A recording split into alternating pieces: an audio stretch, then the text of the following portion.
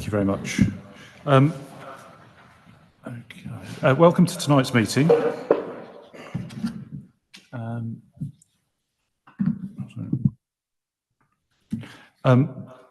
So my name is Rory Vaughan, Chair of the Economy, Arts, Sports and the Public Realm Policy and Accountability Committee.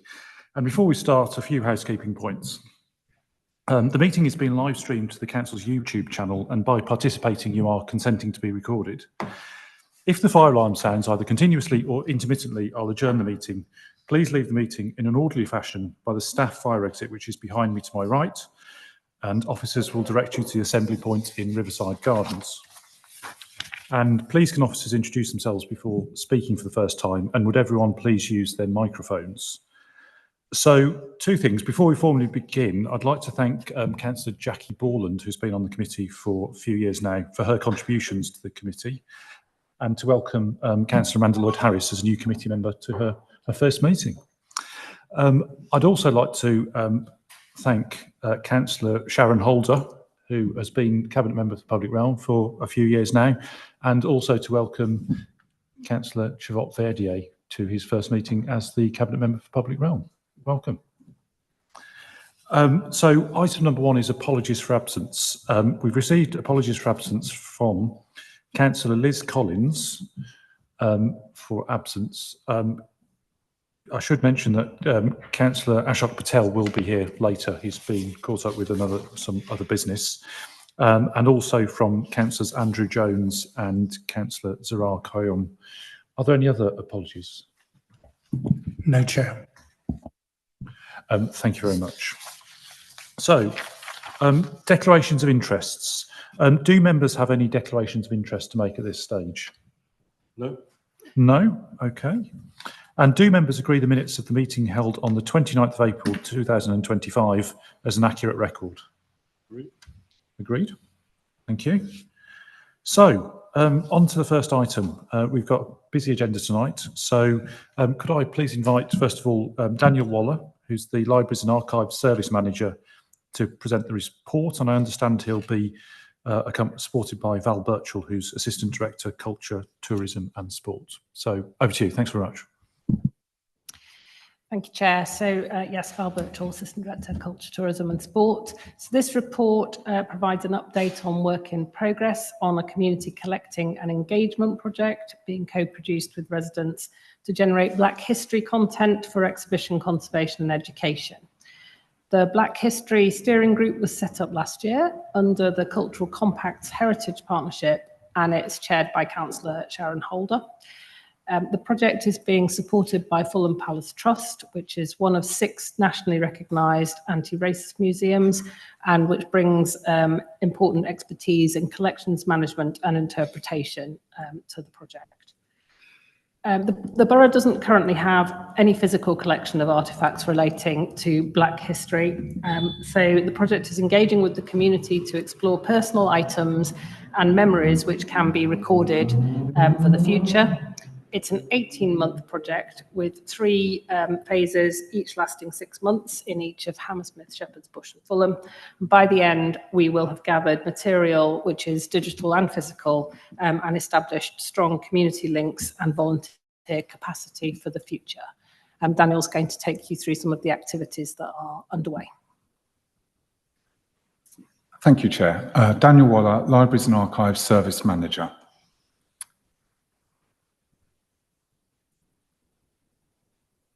Okay, so yes, following on from what Val was saying, the project is an 18-month collecting and engagement project in 3 6-month phases, and we've started in Fulham, in the area of Fulham. The current activity has started with 3 workshops that have taken place. The first workshop was an engagement project with older college students that involved family history and genealogy and social and geographical history. It's run by a local resident called Sharon Tomlin, and that was at West London College. And our second activity, we're also involving school children a lot, is Wendell Park Primary School, and we had a half-day workshop focusing on storytelling and bracelets made from fabrics. We're documenting the whole of our project throughout, but both visually and writing and audibly. And we just captured how the first activities and workshops made the students feel. And as you can see, they've been very, positively engaged. The work that we're doing really follows on from the work that we've done over a number of years, celebrating the cultural community of our Black community. We've seen activities such as a number of blue plaques, which I believe are the highest number of blue plaques in this area that have been created in London, celebrating the impact of local heroes. We also have Black History Trails, educational activities in schools, and publications celebrating our rich history. As part of our rich musical legacy of the borough, we particularly have a number of blue plaques celebrating local heroes, and this one celebrates Eartha Kitt, who first performed at Riverside Studios. Throughout the Black History Project and drawing on our previous activity, we're seeking to make much more prominent and impactful Black history in the borough, and we've achieved that by doing things such as having the launch of Black History Months in Lyric Square.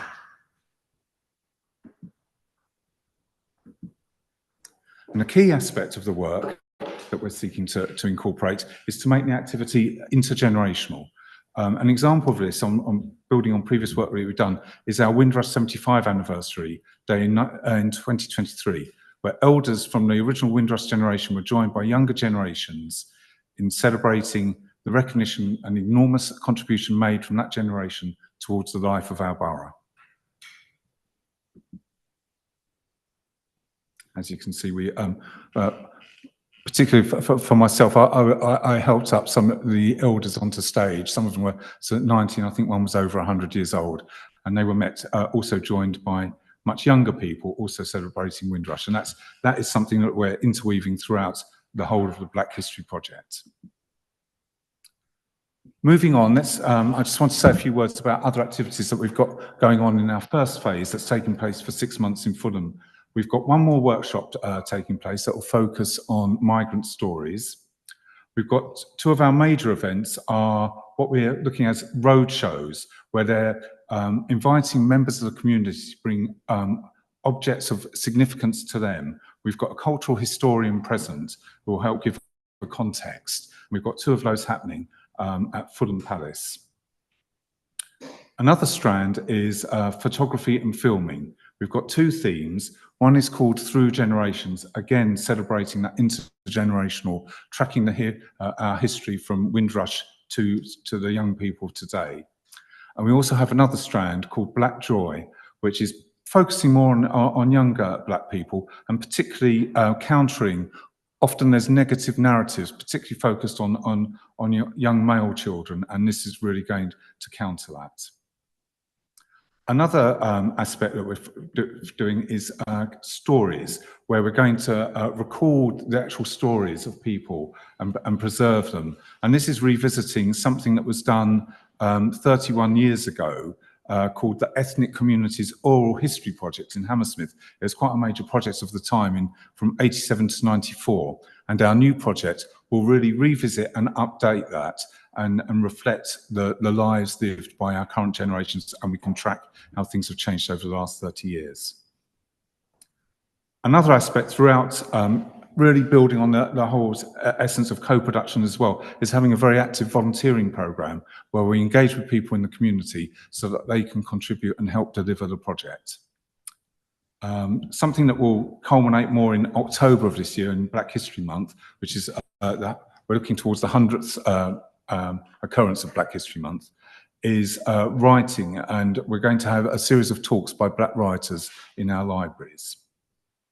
And something that's got it's a national element, but it's going to take on a local flavour, is a Black History tapestry.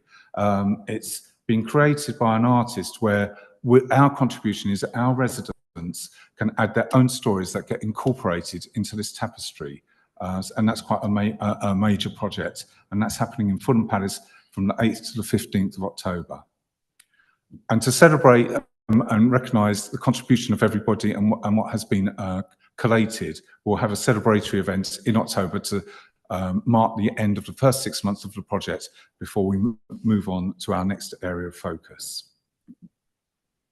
And phases 2 and 3, both of 6 months long each, will begin with Hammersmith from October 25, and then it will culminate in Shepherd's Bush for 6 months in each location. What we're looking to do then is, once we've completed the whole project, assembled all the material, we'll have a celebratory event that will showcase absolutely everything that we've done over the last 18 months. And our legacy will be that the stories from local people will be surfaced and content created that will create a resource that can be drawn on now, but also enable that future interaction with our communities in a positive way. Thank you, Chair. Any questions? Thank you very much for that presentation. I'm sure that Councillor Lang would like to start. Well, thank you very much, Chair, and good evening to everybody. It's very pleasing, actually, to see the work that's gone on since I've been on this committee in this particular area. And it's a very good example of co-production. I know you've mentioned that. I've actually attended some of the events, not all of them, some of them, and they've been fantastic. And I'm just going to say, Bob Marley recorded down the road and played football in the park with the Whalers. I'm old enough to remember Bob Marley.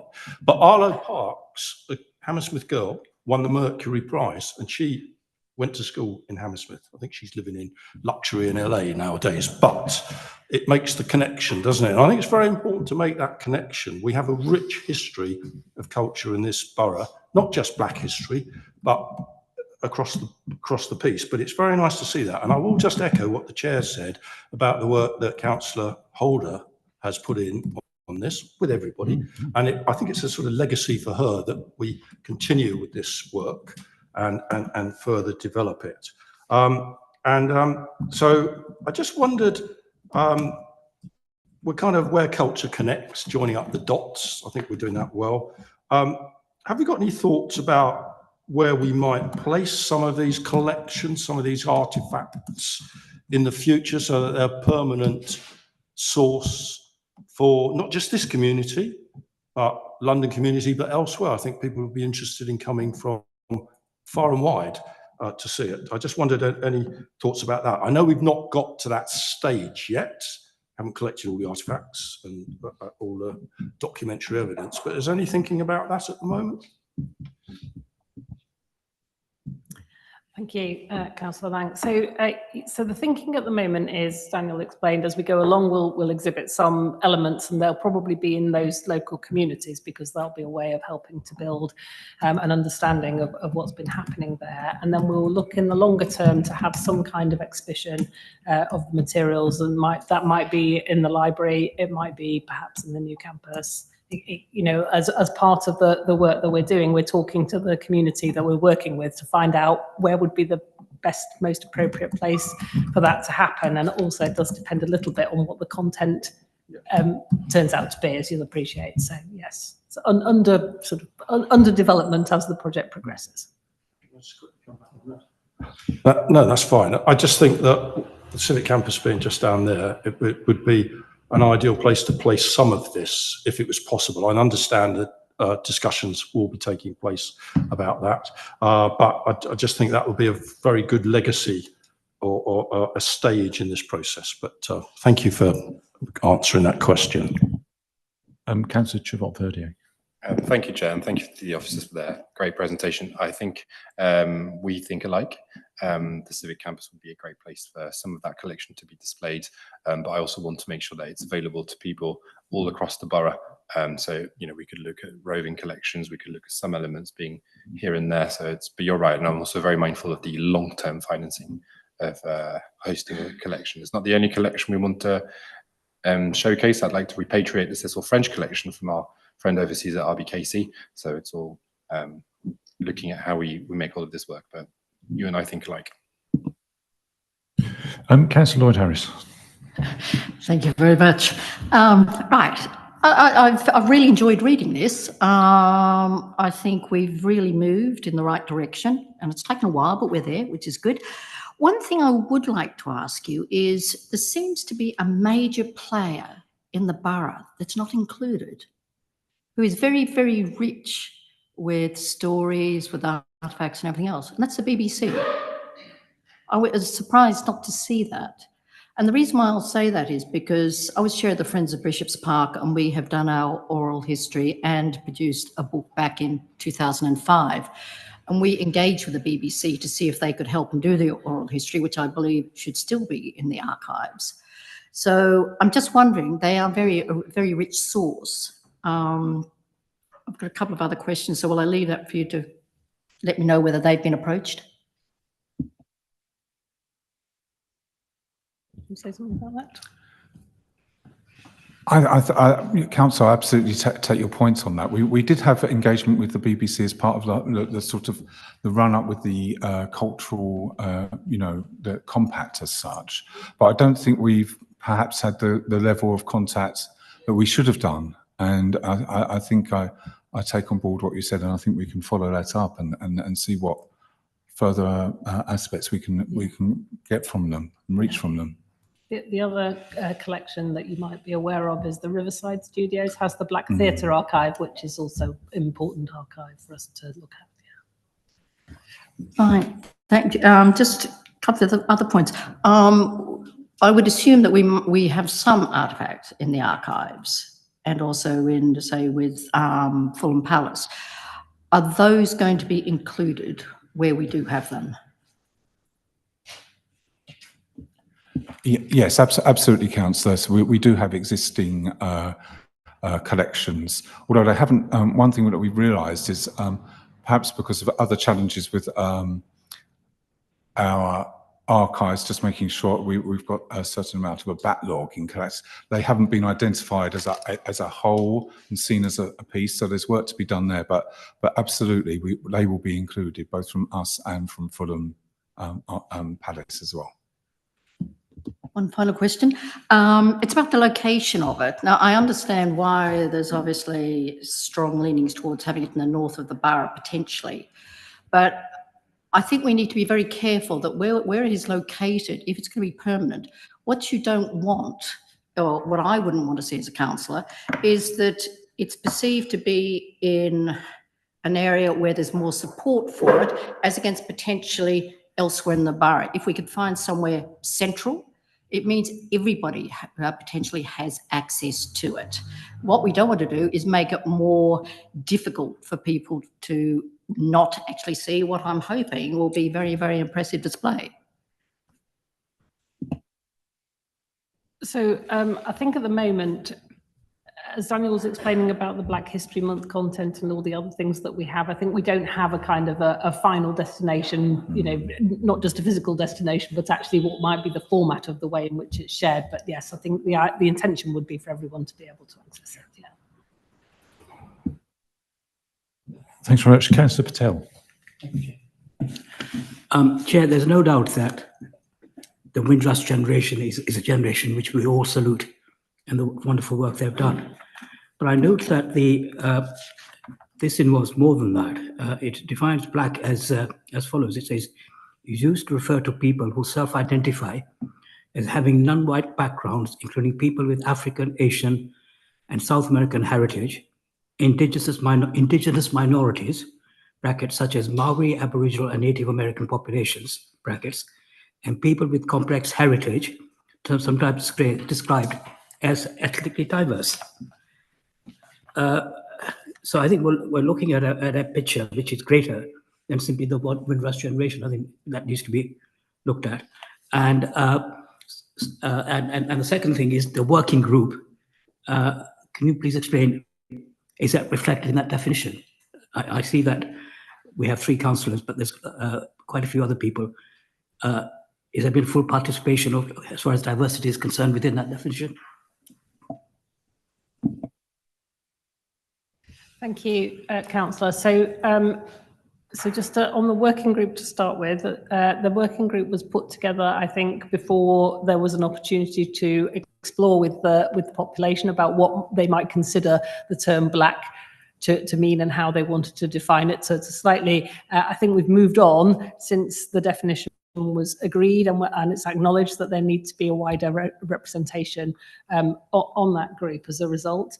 I think with the Windrush point, I think the intention at the moment with the Fulham phase of the project was to focus on the larger population groups in that area, and I guess that's something we could also look at, is where there are pockets or particular communities that are more prevalent as the project rotates, and of course if there are good contacts that we could follow up, that would also be helpful. Thank you.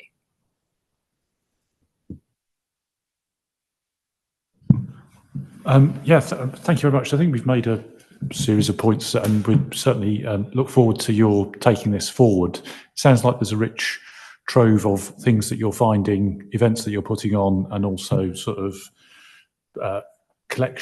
more collections that you're making by going through the 3 different areas. So I'd be interested in how you're sort of planning for the. I mean, obviously, there's still quite a lot of time to go in the Fulham one. Is there going to be sort of overlap? Obviously, Black History Month in October is a pretty important part. Is there going to be an overlap between sort of Fulham and Hammersmith at that point? Because it seems to me that that's sort of the focal point of a lot of this, for the time being at least, given the fact that there's not a sort of temporary or permanent collection. And so will there be sort of activities in both places in that month?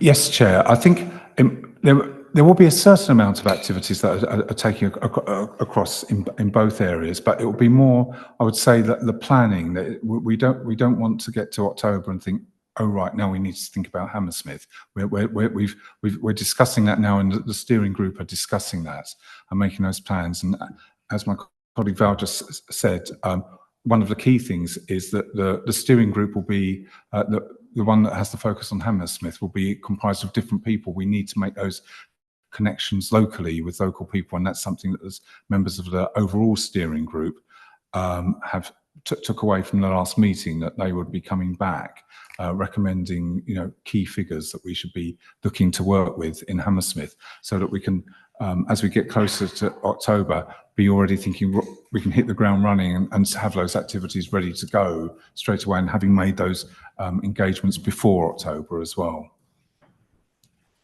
No, that sounds very sensible. I mean, I think one sort of thread that comes through, particularly from some of the sort of probably Hammersmith Shepherd's Bush stuff, was I wonder how you're going to, I don't know, in the next 12 months, how you're going to bring together some of the sort of cultural aspects of it. So, for example, I mean, the Bush Theatre is a very big supporter and promoter of black culture, and there's a lot of new writing that goes on there. So I hope that would be clearly a key part of whatever's done in the sort of Shepherd's Bush area. But there's also, for example, in terms of the blue plaques down sort of off Askew Road, there was the one that celebrates Fanny Eaton, who's sort of the first black supermodel or something. But there was also a play that someone, I think, had produced about that, which I think was put on locally, including in the SEAC down in Fulham at one point. I wonder whether that could be brought back, if necessary, if possible, within the sort of Black History Month celebrations. Similarly, there's obviously Island Records, but there's also Pecking's Records in Askew Road, which was also celebrated. So I wonder whether, as part of Black History Month, some of that local scene could be explored. So that'd be sort of point one.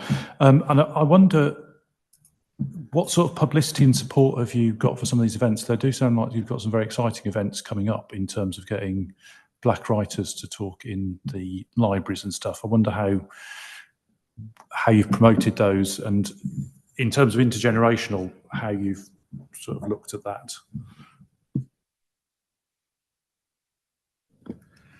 Yeah, thank you, Chair.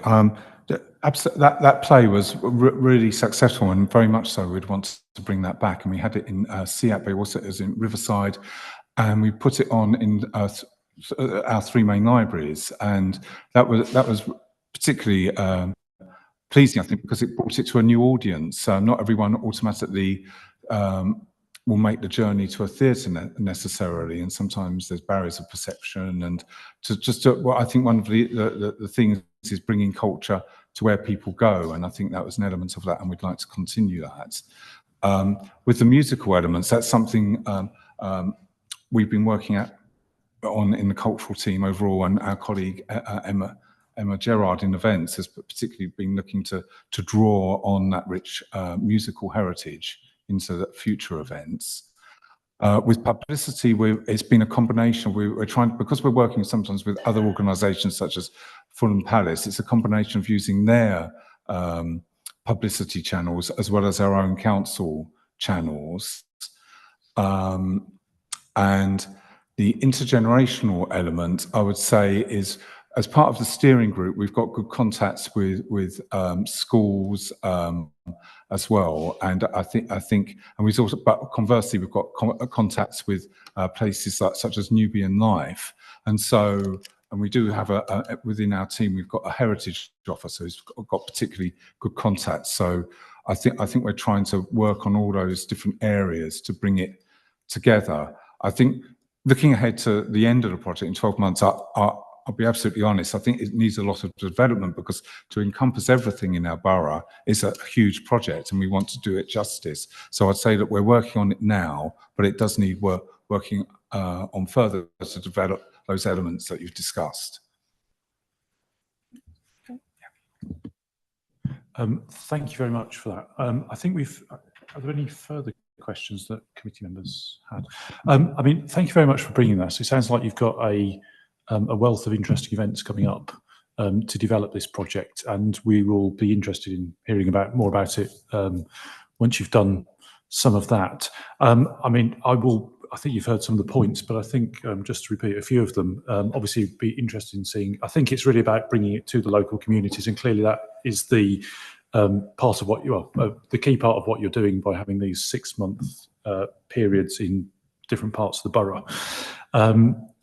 Clearly as well, we've also, as Councillor Lloyd Harris was saying, perhaps approaching the BBC and seeing whether they could be a bit more engaged in what you're doing.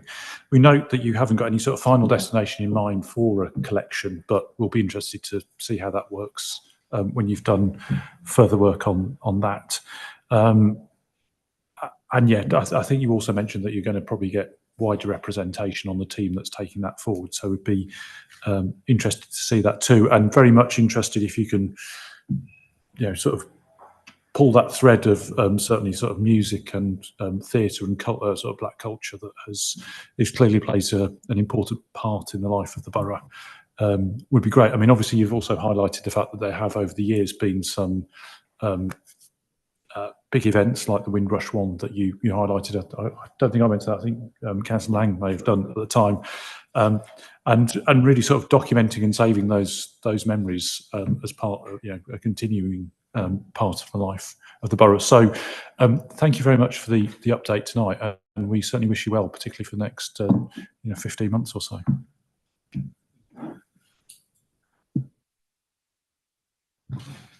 Thanks very much.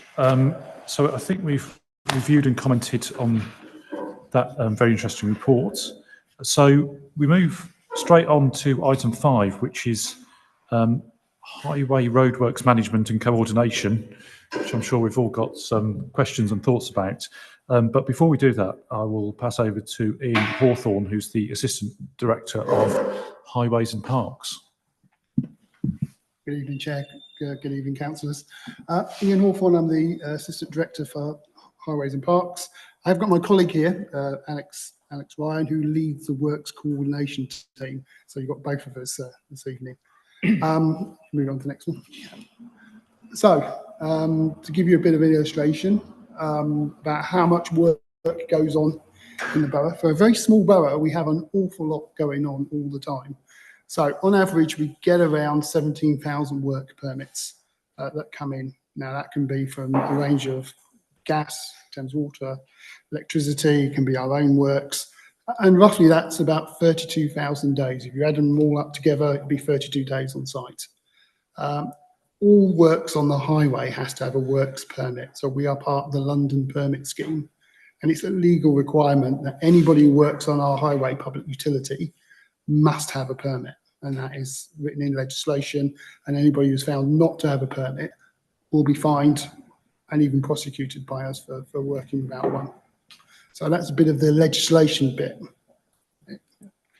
All roadworks are not the same. So I know people see roadworks and they assume that they're all the same. Public utility works are very different to highways works. And the reason for that is public utility assets sit within our highway. Often underneath the highway is a spaghetti junction of different apparatus. So you've got a very neat picture over there. There's two illustrations. They're very neat because that's not reality. The reality is probably the photographs on the other side, because that's the kind of thing that we would come across when you excavate and open up the highway. Underneath the highway, you've got this secondary bit of landscape that is very different to what people can see above. So people view highways from above, but not below, and below is a difficult place to work, and there is a lot of apparatus in there. So, you know, an average street would have clean water, sewage, they would have electricity, they'd have gas, they'd have telecommunication, and they could have numerous bits of telecommunication. If they're close to a junction, they'll have TfL apparatus, they'll have lots of different apparatus in there. And so the challenge for us is to manage that work. On the highway side, we tend to do less deep excavation. Now, the only difference for that is gullies, which are deep. So they're a bit like sewers, and they connect up to Thames water sewers. So our rainwater gullies connect up to Thames water sewers, so they are deep. So when we do that work, repair work, then that is the deep excavation. The majority are not that deep. So we're normally, for carriageway works, we are skimming off a section of road and then replacing it with another layer. So on average, an average road that is going to be resurfaced, carriageway resurfaced, will take less than 6 hours. Very different to a utility who have got to excavate, work on their apparatus, then come back and reinstate. So I've explained that because the way the dynamics work is really interesting, because 60% of those 17,000 works are public utility. Our favourite candidates, the people who work on in our borough the most, are Thames Water, no surprise, and Cadent Gas. Sometimes we get people like G Networks who spent 2 years doing lots of work in the borough, and they went through across the borough. So we'll get anomalies like that. But the main utilities that work in the borough are Thames Water, and they are gas. And I just want to give the illustration because we're managing different things. Next. And I thought I'd give you these. These are when we see permits come in, when the team see permits come in. First of all, we think, we've got a problem here. We've got a lot of coordination to do, because these are the roads that tend to give us the biggest problems. When you get roadworks on these, it has an impact. Whether it's a day, 2 days, a week, it will have an impact. And those are the roads that we get a lot of work on in terms of coordinating, trying to get people to collaborate. It's important to note that part of the legislation, utilities have a right of access. So they have a right to work on their apparatus. Our permit scheme doesn't stop them, but it does delay them, and we can reschedule and we can get them to come at another time, but we can't stop them. And that's an interesting point that people sometimes misunderstand, that as the legislation doesn't allow us to stop works, but it does allow us to move it to another time so we can fit works together. And so I thought that illustration showed you kind of the roads that really cause us probably the biggest problems, and there's another layer beneath that which also causes some issues.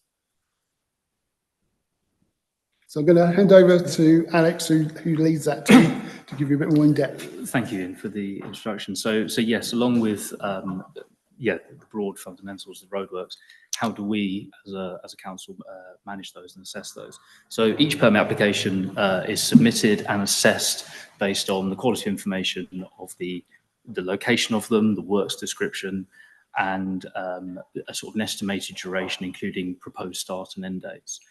And our team assesses that information, makes sure that it is kind of good enough quality, and then also looks to make assessments on the traffic management type or pedestrian management type, as well as any appropriate conditions that could be attached to that particular permit, and also agreeing a reasonable duration for what we believe the work should take. All of those works, once they're undertaken, then must have an information board on site.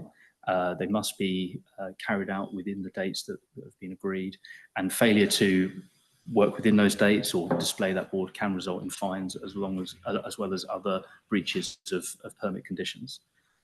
As Ian noted, there's quite a large difference between highway works and utility works. So 85% of highway works are completed within 24 hours, mainly the reactive maintenance. At the other end of the scale, a significant proportion, remaining 15%, are quite long works that might take several months if there's a sort of complete reformatting of a highways layout. Whereas utility works more typically are between sort of 3 days and maybe up to 2 weeks, with some being longer than that. But yeah, the vast majority within that kind of bulk of time period, partly because they are deeper excavations. As Ian said, the majority of works, Thames Water and Cadent Gas, Openreach and UK Power Networks, also two quite common utility companies who work consistently in the borough. So coordinating the thousands of works is a difficult job. We do have a lead works coordinator and 4 coordinators underneath, so you can imagine they're assessing thousands of permits every week, and they, along with sort of assessing each permit on its own individual merits and trying to coordinate those works to make sure there aren't clashes on the network, they do also try very hard to find opportunities for collaborative working. The reference to the old Heineken advert from about 30 or 40 years ago, for everyone working in the same excavation is maybe the ideal. It's not quite as straightforward as that, but there are times when utility companies and our own council contractors can manage to have their schedules aligned sufficiently, and also the locations of where they want to work, so that we can work within either the same excavation or probably more commonly under the same traffic management, and any days of disruption that we can save are always a bonus. So last year we did manage to have 22 collaborative sites and saving 267 days of works occupation of the highway. This is a hard job. We are also engaged with the Greater London Authority, who have some insight into some of the larger forward planning programs that some of the big utilities are doing, and this is an area we want to build more upon. So I mentioned some permit conditions and things like reasonable durations. So there is a consequence to failure to comply with some of these conditions that are placed on highways. So if I look at fixed penalty notices first, each utility needs to meet any particular permit conditions, provide us timely and accurate information on their permits of when they've started works, when they've finished, and also registering their sites on the highway, so that we've got an accurate record on the Streetworks register. And failure to do that can lead to a fine. We also have fines, daily fines, for any roadworks that overrun the reasonable duration that we've agreed with that particular utility.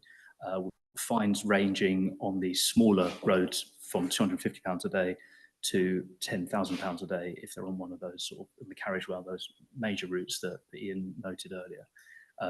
Obviously a strong incentive for utilities to try and complete the works within that reasonable duration. And we do, with our works inspector team of currently 3 inspectors and a senior, we do try and cover all live sites. We do inspections on every set of works the day after they've completed to make sure there's no overruns, or that we have evidence of any overrunning works if there is, if that has occurred. And that all totals, along with other kind of inspections of reinstatements, about 20,000 inspections a year from that team. So another part of that's sort of some of the technical aspects and some of the fines that are involved. But there's also communication of works that take place both for our own council contractor works, but also utilities. So a first staple is a standard condition that every work site should have an information board that informs the public of the permit reference, the proposed start and end date of the works, and who is carrying out those works. Even just that basic level of information allows someone to have notification of what's going on, but also make contact with the council if they did wish to, or check online as we develop our own sort of information map that we're producing at the moment on this. For major works, there are, as a standard, sort of all frontages, all properties with frontages affected by the works would be lesser dropped. And I know our own highway works, and utilities should be doing this as more common practice, do put communication up on lamp columns to inform of major activities taking place, again with a bit of description of what is taking place along with the estimated start and end dates.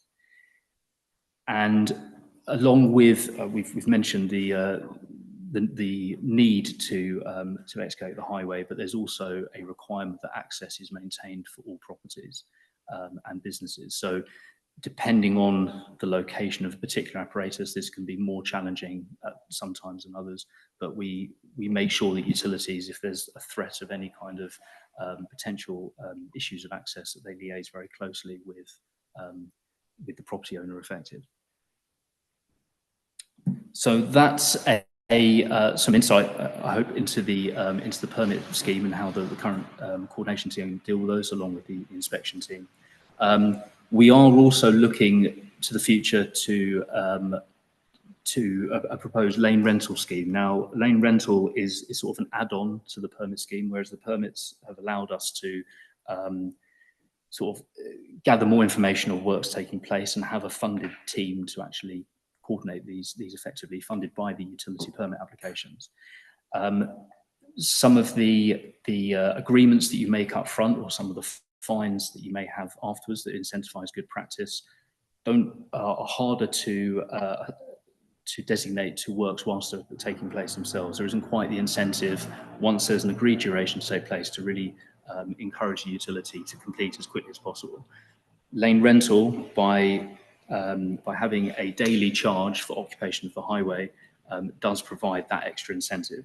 It is to be, it will be proposed, or is to be used on the most sensitive roads within the borough. So the current proposal that has been put together following some work with TfL, who have got an algorithm that helps with the modelling of this, covers about 17% of the network at the moment. So it is very much at the upper end of the most sensitive streets. Again, the list that Ian produced, plus another 30 more streets or so. And the costs can vary from £1,000 a day for the lower charge roads to £2,500 a day. Examples would be Scrubs Lane, Wood Lane, Fulham, Palace Road. I think at some of the roads that are at the absolute higher level. So we're currently putting together an application at the moment that we're looking to send out for consultation soon. So some of the benefits of that scheme, which will be contained within the report that will be submitted before going out to consultation, is that these charges, we believe, would incentivise, one, possibly fewer roadworks, but two, certainly a reduced number of days of occupation of the highway, given the high sums involved for works on the busiest parts of the borough. The way the funding model works of lane rental, a minimum of 50% of the fees that form part of it go back into highways maintenance. The remaining 50% is then available for proposals for funding that we, as a borough, would need to set up a sort of governance board to kind of assign appropriately. But that is open for the council or utility companies to carry out schemes that would be beneficial to kind of future highway use and reducing occupation of works. There should be some environmental impacts, such as improved air quality and also improved bus journey times. And we would hope make the borough a healthier and better environment for its residents and its businesses. So that, as I mentioned, that's currently in the process of preparing a submission. There is the governance process to go forward to have approval to go to consultation. That would then be a month with a view, all being well, to submitting applications to the Department for Transport by the 1st of October 1st of October this year. It would cover 50 of the borough's key roads. And we are currently in line to be in the second tranche of London authorities, with 4 boroughs currently in tranche 1, and they are awaiting feedback on their application that was submitted in early April. Just for some information there are 8 boroughs in the second tranche. Sorry. one of those of us. Okay, thank you very much for that presentation. It's a certainly very interesting topic. Councillor Patel, did you want to go first? Thank you, Chair. Yes, the lane rental scheme seems very interesting. Can you just, I can see the logic of it. I mean, the largest percentage of work is carried out by Thames Water and Coated Gas, I think you said. What discretion would they have if they had to carry out work on one of those 50 roads stated in Appendix 1? It's pretty tough for them because most of their main assets, their apparatus, sits in those roads. So the big water mains, the gas mains, the sewers, a lot of the electric infrastructure, a lot of telecommunication sits in those key roads because those are the roads that have the most capacity to put those in. Because of the way they work, it's very difficult for them not to be caught by lane rental because they're not. Their works would take days, weeks, possibly, because they've got to excavate, they've got to repair their apparatus. A lot of their apparatus requires specialist equipment. So what it will do is it will drive them to pre-plan about how they do the work. So a lot of the stuff we get back is they're waiting for a specialist part, and so the carriageway remains closed while they go and wait for that part.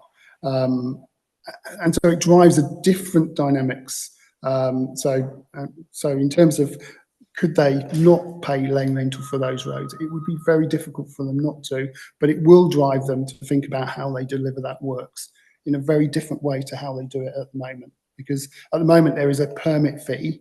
Now the permit fee it's about 350 if it's a major, and a small amount of it, it's down to a minor. It's a one-off fee, whereas this is a daily charge. So if you incur, so for example, if you're incurring a daily charge on one of the key roads of 2,500 a day, that will really focus you to try and get off that road as quickly as possible.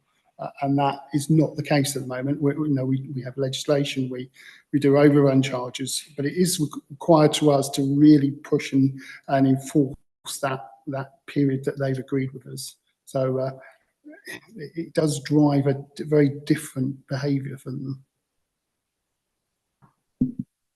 Thank you. Yes, that's a very good point. The second thing is the timing of the consultation, August, September. Is there, I mean, everyone's going to be going away fairly soon in a couple of weeks' time. Come back in September. Is that a good time to do this thing? Unfortunately, we are stuck to a government timetable.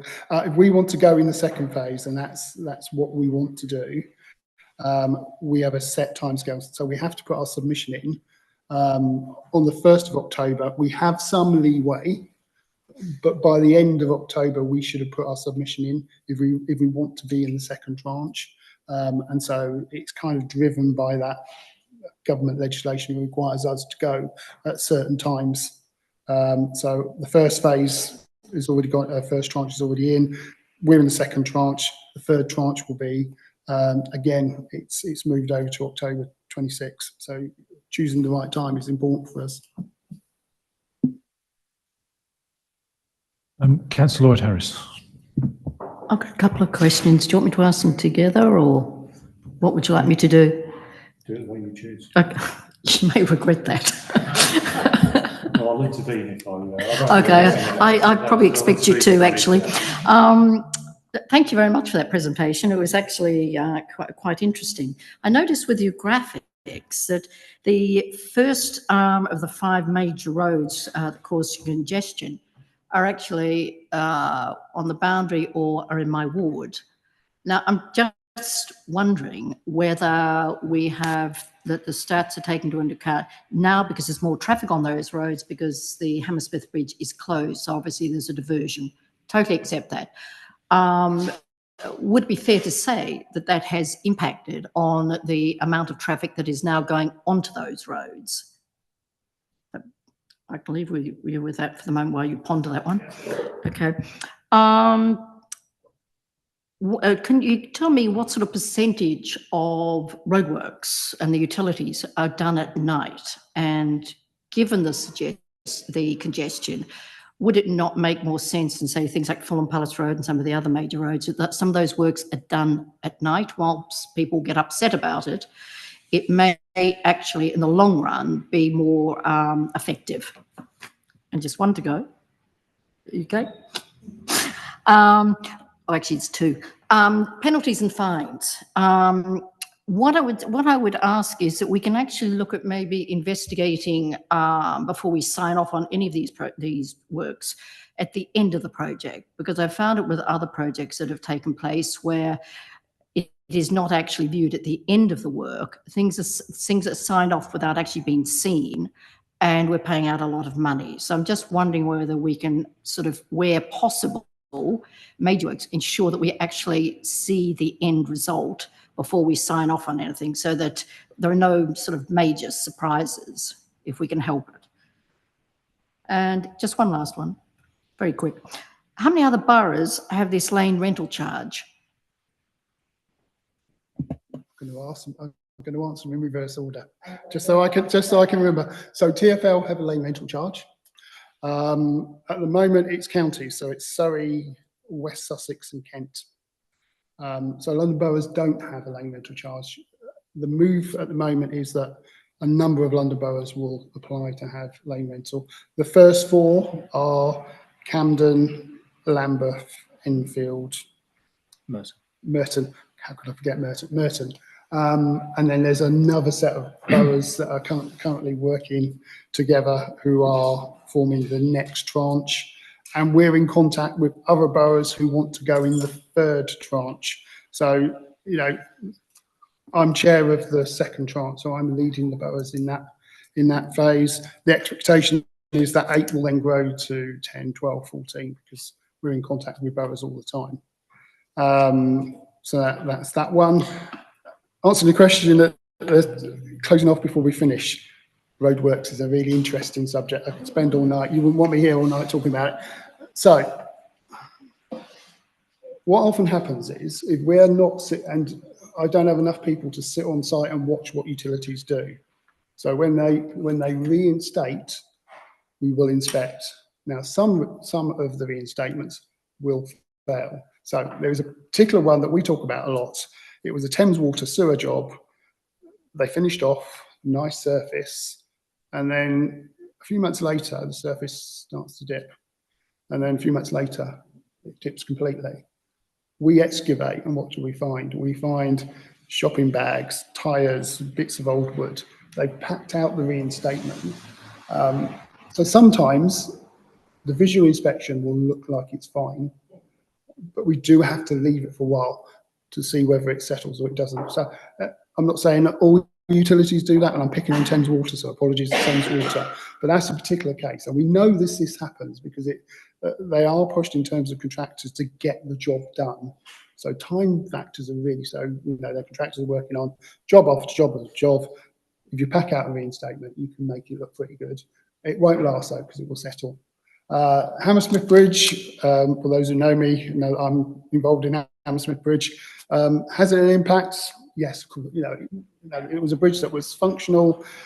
Is it causing traffic to move around? Yes, of course it would. But we are an incredibly busy borough. Look, we notice there's the number of works is comparable to how much development, because the reason we see works is developments want water, they want gas, they want electricity, they want telecommunication. And we're seeing a lot of that at the moment. So, and that's driving traffic as well. So every development will have freight deliveries. It will have changes in the amount of deliveries they have. So we are seeing a bit of that as well. And I've completely forgotten, because I've got to the end of the question. What was your first question? Works at night. Well, highways do work at nights. Not many utilities. We do try and push them to do night works. The thing about the lane rental scheme, it's from 7 AM to 7 PM. If you work in the evening, you don't pay lane rental.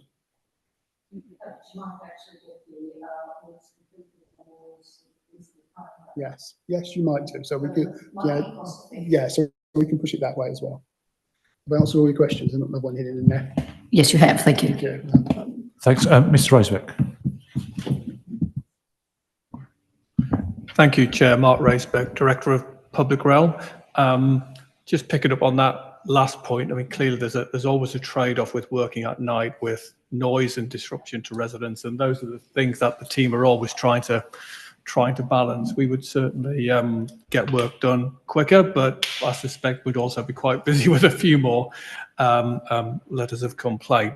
But so it is always a balancing act. And just to sort of comment on the traffic levels, I think I don't have all the traffic levels to my fingertips, but I think there's quite a bit of evidence that traffic levels generally around London are reducing, and certainly when we look at Hammersmith Bridge, I don't at all disagree with anything Ian said about traffic moving around. But for example, if we just look at the adjacent bridges since Hammersmith Bridge was closed, traffic across Wandsworth Bridge has actually reduced quite a bit overall. Traffic, and although there's kind of noises about the amount of traffic in Putney, traffic across Putney Bridge, I've seen no evidence that that's gone up, but that doesn't mean to say there isn't increased congestion.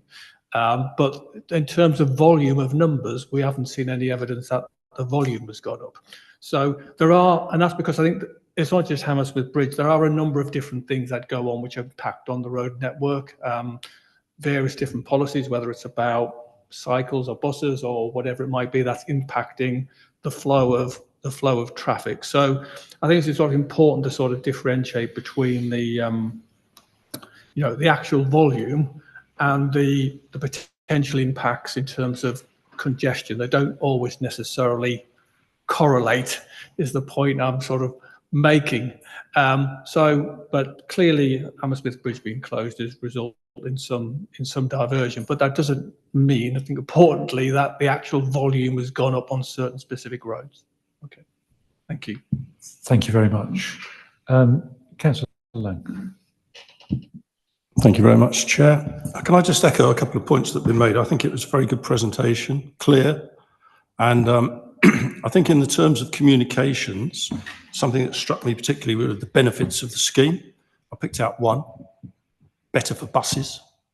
Let's not forget that the majority of residents in Hammersmith and Fulham don't have cars. But I also think there's a very good opportunity here in the consultation to explain to a few residents that sometimes think we're against cars. I drive a car, I've driven here tonight. I cycle, I use the bus, and residents do. But actually, this is freeing up 50 key roads in the borough for better flow, and might move us away from that dreaded sat-nav culture that we got into, which means for going into the side roads, saving 2 minutes rather than being on the major roads. But anyway, I just think there's a great opportunity here for communications in a positive way. And I echo what was said earlier, though, about the time frame. It does seem very tight, but I've understood where we are and we have to do that. I think I'm actually quite pleased we're in the second tranche, so we can learn from the first, but we're not completely rushing it. But have you got any thoughts that you could share with us about that stage of consultation, some of the things you might be doing? Because obviously you're going to be starting to do it soon. Yeah, so it's quite a statutory consultation. We call it consultation. It's consultation to key stakeholders. So basically, it's outline the scheme. There'll be a whole document that says this is the scheme. This is how we're going to work it. It will be on our website. We'll invite people to look at that. We've got to engage with the utilities, so Thames Water, BT, they're part of the stakeholder group. We will involve other boroughs because we have a duty, a network duty around the others. So although we've called it consultation, it is a government set consultation which says this is what we've got to do. It will be quite a chunky document and a summary document about what the scheme is, the techniques of how we're going to do it, and it will go over some of the benefits I put there. So it's going to be quite a bulky stakeholder engagement. Although the government call it consultation, it is kind of a statutory thing that we're all doing exactly the same way. Camden, Lambeth, Enfield and Merton have all gone through exactly the same process. I mean, subject to consultation, it's something that I would support the process and the actual application, given what you've told us and what you said. But I'm just thinking there is an opportunity to speak in not a detailed way, but in a way to our residents. Yeah. And I don't think we should miss that opportunity. Thank you, Councillor Lang. You've answered some of these points already, but I wonder, and I can give an example, how you check what utilities are doing with, well, in this instance, utilities are doing with permits. So, and also how sort of letter drops work by utilities. So, Thames Water several times dropped our house to say that they wanted to change the fire hydrant, which is in the pavement right outside, and it would be a 3-day job, which was fine. And so I would say that they did certainly there was a care to stick to that 3 days in the fact that they knew they were going to get potentially fined if it went beyond there. But unfortunately, they came to do the job at the first day, dug a big hole, and didn't come back after that to do any further work. So they sort of had the 3 days, had to fill the hole in again, came back, sort of abandoned it for a while and came back several weeks later to sort of do the same thing, which was another 3 days of there being a sort of block outside one's front door sort of thing. So I wonder how you, do you monitor whether they must have, in that instance, for example, asked for 2 or 3 permits each of 3 days when they hadn't actually, even though it was a 3-day job, they hadn't completed the job.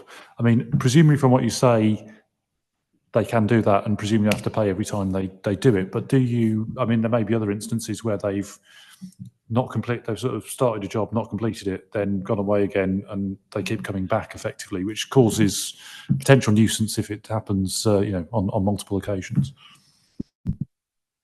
Yeah, answer this.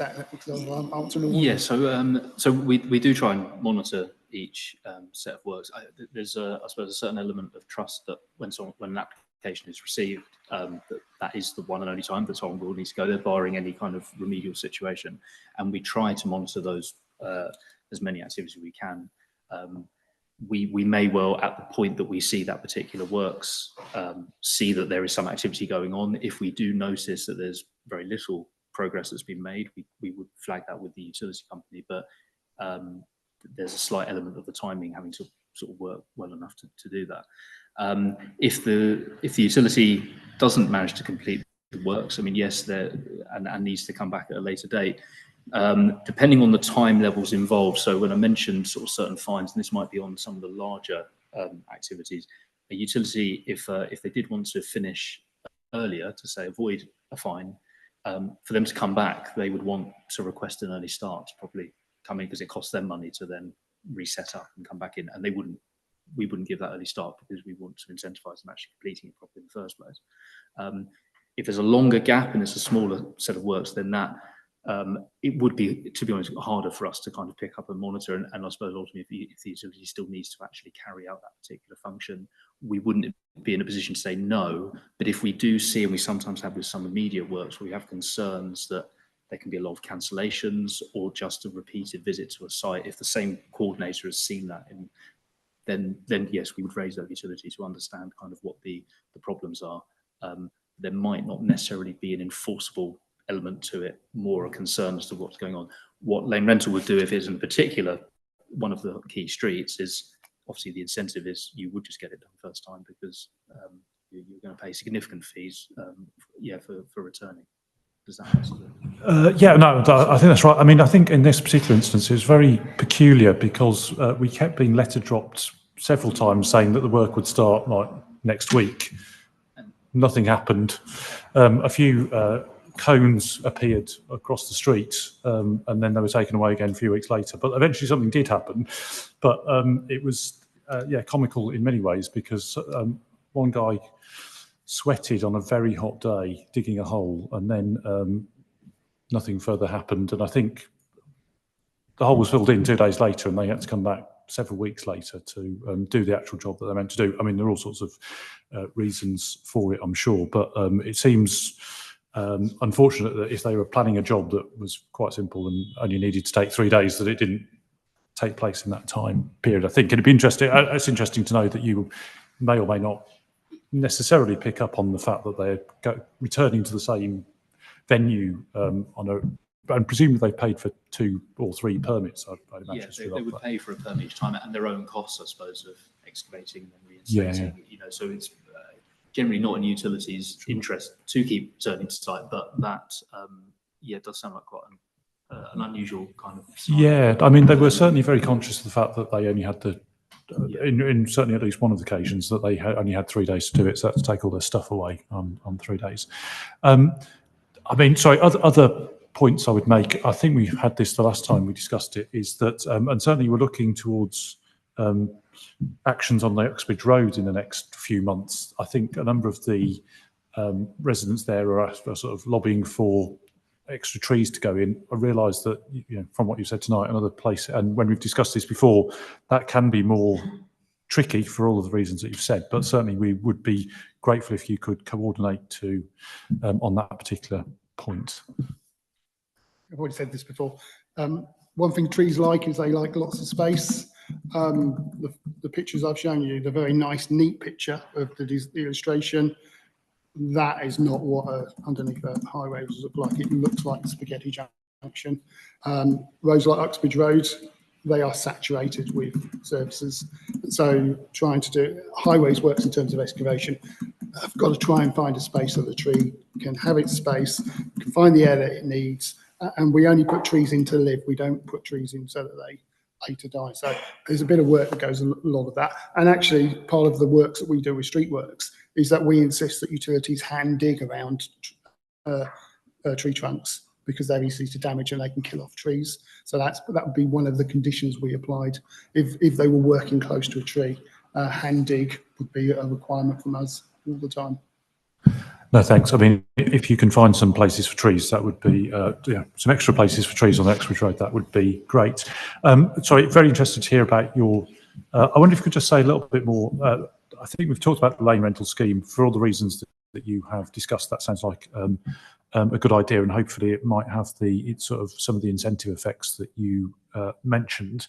I wondered just how, if you could tell me just a little bit more about enforcement. And it sounds like clearly you can't necessarily visit every site. It sounds like you're visiting a lot of the sites, or presumably visiting everyone to check they've been reinstated. Take the point about some of them you can't see whether it's been properly done for some time. But I wonder how if you just tell us how a little bit more about when someone visits the site after some work's been done to check that it's been sort of reinstated, and what the sort of enforcement and fining process is. Yeah, sure. So, the first thing would be that any works involving an excavation or that would have been carried out on a traffic-sensitive street will be inspected the day after the estimated end date, mainly for two purposes. One, for the reinstatement check, but also for the predominantly for the overrunning works check, because we would gather evidence of anything, and that then leads to a fine to make sure they've cleared site properly within time. However, coinciding with that, you can also inspect, if the works have been completed, the reinstatement. Now, we do have a so yeah, as a team, we are sort of aiming to get to 100% of reinstatements that are carried out. Some may appear kind of okay in that initial check, and there's a sort of a sample inspection regime where we do a certain quota where we will come back within that first 6 months of the reinstatement to make sure that it's held up.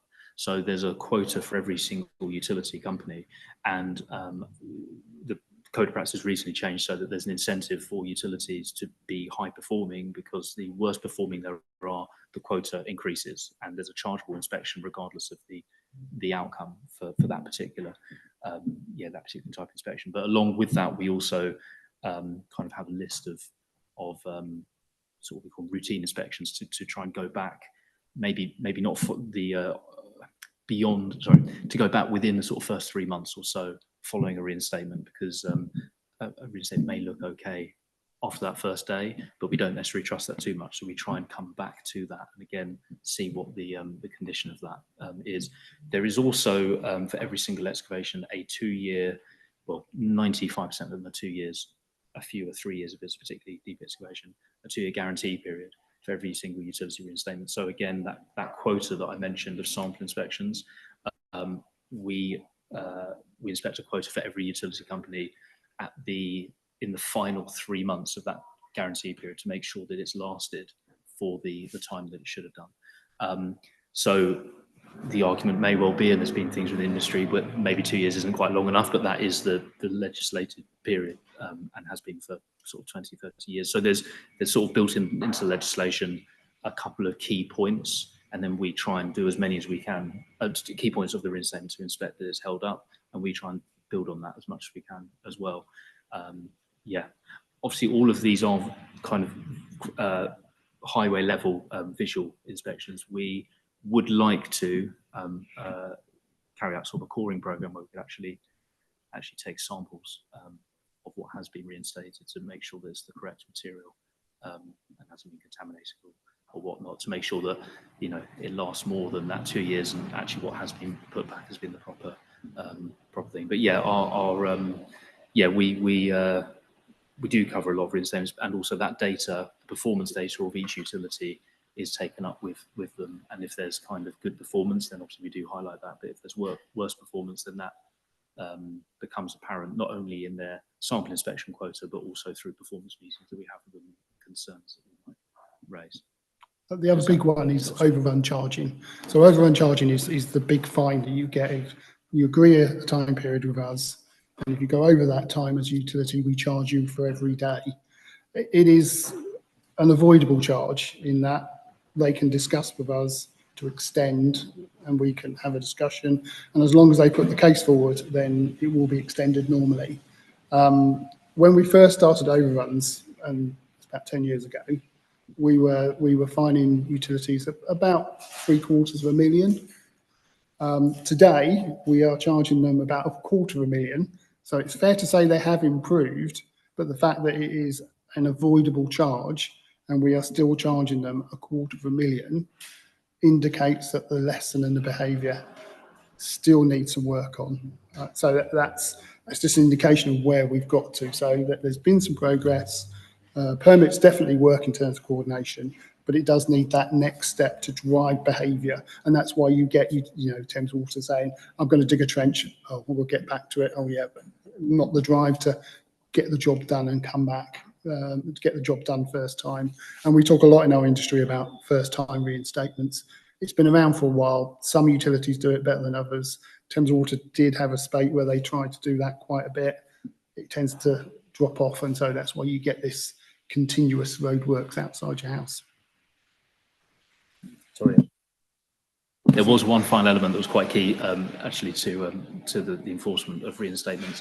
If a reinstatement has failed, it's not met the specification, the utility, they'll be served a defective notice, and they will be duty bound to then repair that, carry out the remedial works. Once that's repaired, the reinstatement, the guarantee period restarts. So sorry, that's quite a key element to it, that there is actually, that's the repercussion for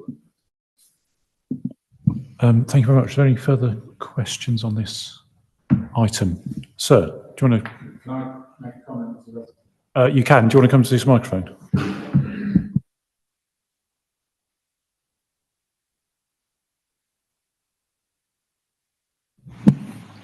Is that working?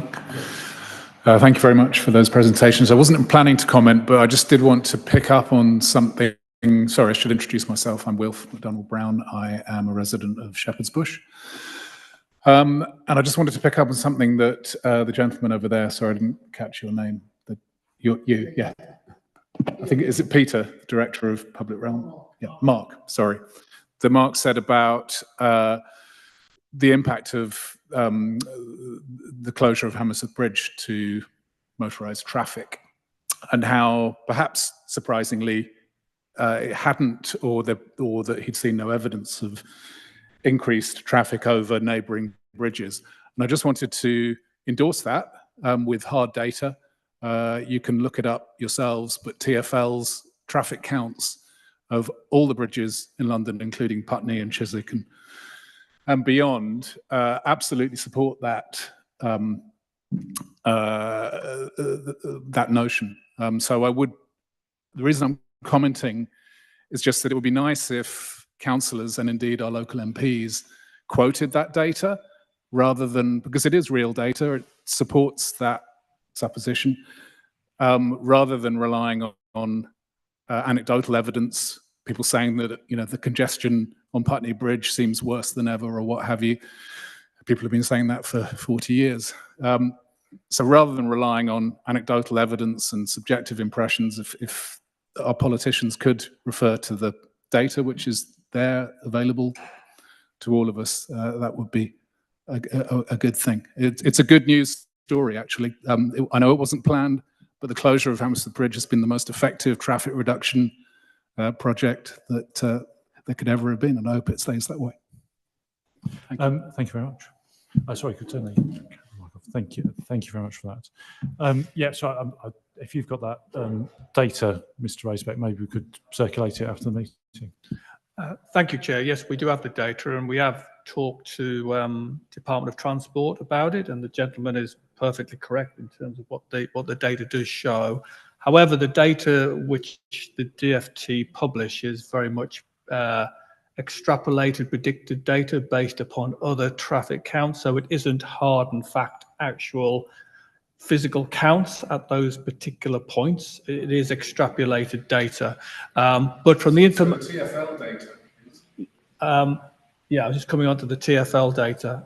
So with the data we have seen of actual counts, which includes our own. So on Wandsworth Bridge, for example, we've got endless amounts of data, and that clearly shows that there is a significant reduction in traffic flow. On other bridges and two, such as Chiswick Bridge as well. TfL have actually got a limited data. We've been working on with TfL to get more data, and they've got a little bit of a project, and other authorities are looking at as well.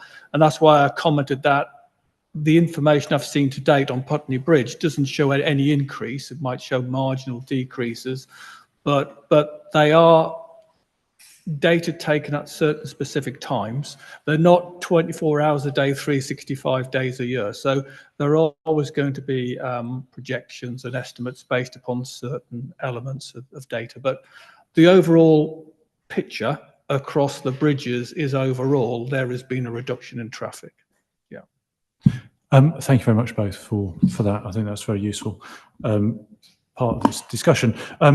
So thank you very much, Mr. Hawthorne, and Alex. Yeah. Thank you, Joe. Well, first of all, thank you for coming to talk about this. Always good to see residents taken, and it's the sort of, I mean, I'm fascinated by it. Let's be honest, it's the less sexy side of local politics, but I'm really happy that we're going ahead with this. I think my sort of, first of all, also very thankful to members and their views. My sort of prime interest in this is reducing the nuisance to residents. I think we've all sort of been in a classic situation of, I think, what the chair has described. And if we think about, someone who's unwell or has a young child, etc., and the level of disruption can be quite high. I was blessed today with a full day of drilling by nearby residents, and it takes its toll. So I'm glad that we'll be able to work on this. As we've said, we're hoping to go in your turn, so I'm going to stick the course from my predecessor on this aspect of policy, and probably be good to update you on when we go in, as well as perhaps some conclusions from the early adopters. We're an early adopter, but we're also making sure that we take some learnings from those. So hopefully be able to report to you on this at a later stage. Yeah, thank you very much. So thank you very much indeed for the presentation and the answers. So just in summary, of course, very interested to hear what you're doing. I think there's a lot of support for the lane rental scheme. We hope that will be something we do in the second tranche, and will be something that provides the incentives that you've discussed. Very keen for you to find some spaces for some trees on Uxbridge Road, but we will no doubt they will do some of that. And yeah, certainly the coordination, we haven't particularly mentioned that, but I think trying to coordinate between utilities is obviously really beneficial to residents, and sort of thank you for all your efforts there. And hopefully you can continue to have 267 days or more of saved inconvenience for people around the borough. Certainly take on board the points that you make, and hopefully you can continue to encourage utilities to sort of do their jobs within the time frame they've specified, and to reinstate them properly. And thank you for all your efforts on ensuring that that's carried out. So look forward to an update on all of this at some point again in the future. Thank you. So, thank you very much for that. Let's move straight on to item 6, which is an update on waste and recycling service developments with our presenter, Annie Baker, who's the Assistant Director of Street Environmental Services. So, thank you very much. Is that working okay? Thank you very much, Chair. I always like to think waste is going to be one of the most interesting things we're going to hear about, and I think I've just been completely upstaged by roadworks, so I'll do my best though. This is a report on what we've been doing recently on the recycling front, and to give you an update on the improvements that we've made and where we're heading next. So you'll know, because I think I've said before at the committee, that really what we want is not to have the waste to manage in the first place. The best thing is if there can be as little waste as possible. Unfortunately, we're well performing in that area. We produce some of the least waste in the country. We're the third best in the country for waste that is produced per head each year, which is great, but we do still have a considerable amount of waste that we need to manage. In managing that, as you'll know, we run recycling services, and those are predominantly services for household waste, for food waste now, for garden waste, which I'll come on to, and for the rest of the recycling, which I would call dry recycling. So it's the mixed paper, cards, glass, plastic bottles. And actually, across London, we're the best performing inner London borough for that type of recycling, and fourth best overall. We don't have the big gardens of some of the suburban areas, but it's great that we're at that level with the recycling, but lots that we want to do to further improve our recycling rate. We are approaching 30% with our overall recycling rate, which is up from mid-20s where we've been for some time previously. And a lot of that has been based on the work that we've been doing over the last year or two around introducing food waste and introducing wheel bins. You'll know from our previous committee updates, we had the prototype scheme that we ran for the wheel bins and the food waste service. And based on that and the feedback that we got, we rolled that out to all of our street-based properties, finishing around this time last year. You can see in the paper and on the slide a picture of the bins that households typically have, but we've been very flexible around having different sizes of bins available and making sure that they're only available where there's suitable space for these bins. So we don't want the bins to be sitting on pavements where they could cause issues with access and so on, and you know, they can't safely be lifted up and downstairs and so on. So it's probably around half of our street-based properties that have space for the bins. Often people, where houses might be split into flats, people sometimes choose to share them where there's limited space, but lots of residents have different preferences around that, and likewise the food waste caddies as well. So we have, last time we came, we gave you some of the positive feedback that we've received, and I've just updated that with some more positive feedback. We get lots of nice feedback from residents pleased with their containers and the opportunity to recycle the food waste from the curbside. We are now looking at our latest service improvements. So we've continued to build on that street-based service rollout, finessing that for people who wanted to switch containers maybe and look at sharing, etc. So consolidating that service has been a really important piece of work. And we've also introduced, since I last came to speak to you, the garden waste recycling service, which we launched last summer. In the report, we've had just over 1,600 subscribers, but we've got over 1,700 now. The service is a subscription service, so residents pay £90 for 12-month service. It means that we are delivering that service for people who want it with gardens, and it's being paid for directly by those residents. We are recycling more material than ever as a result, and it's great that we're able to divert waste from the refuse. But if people are able to home compost in their garden, again, that's preventing the waste from needing to be treated. That's a really good thing to do in terms of sort of having compost available at home. So we encourage home composting as well. For our food waste service, our next steps are to look at making sure there is provision for residents who don't have a street-based collection service. We'll have a communal bin store. This is blocks of flats, primarily mansion blocks, those types of homes. So this year we're making sure that all of these areas have easy to use food waste recycling services. We've been rolling the food waste service out to schools, and that's important because there's quite a lot of food waste produced in schools, but also it's a really good opportunity to get kids involved and thinking about food waste and hopefully spreading that message at home. So that work has been really positive. We have a food waste recycling service now for our commercial waste customers, and our own council officers recycle food waste through that service. And we've had a pilot looking at flats above shops, which is a really challenging area for different types of recycling. The bin you can see closest to the text here and in the report is on Askew Road. They're really neat, compact, small bins that are just for the flats above shops to put food waste into. They're really carefully managed, and that service has been going well. It's not huge amounts of tonnage as you would expect from those types of properties, but it has been a successful service on those for those bins in that area. So we're looking at where else will be suitable as another option for making food waste recycling as easy as possible. The report contains some graphs showing our waste data. This first one is showing you the amount of food waste that we have collected over the years. So furthest back is the light blue line in 22-23. Going forwards each year, the purple dot shows the food waste we collected at the start of this year. So year on year, we've seen some significant growth, and we're anticipating building on that with the rollout to the communal bin properties this year. Our overall recycling rate is shown here. And again, you can see the light blue line is furthest back, then dark blue, then the orange line last year, and now purple this year. So the rate's been increasing steadily as a result of the work that we've been doing. And in the report, there's also a chart to show you the recycling rate year by year to date, going up in a sequence of bars, and the amount of garden waste that we're collecting, which is, it's a much smaller service because it's fewer households that will have garden waste to participate in, but again, a really steady increase in the garden waste that we're collecting.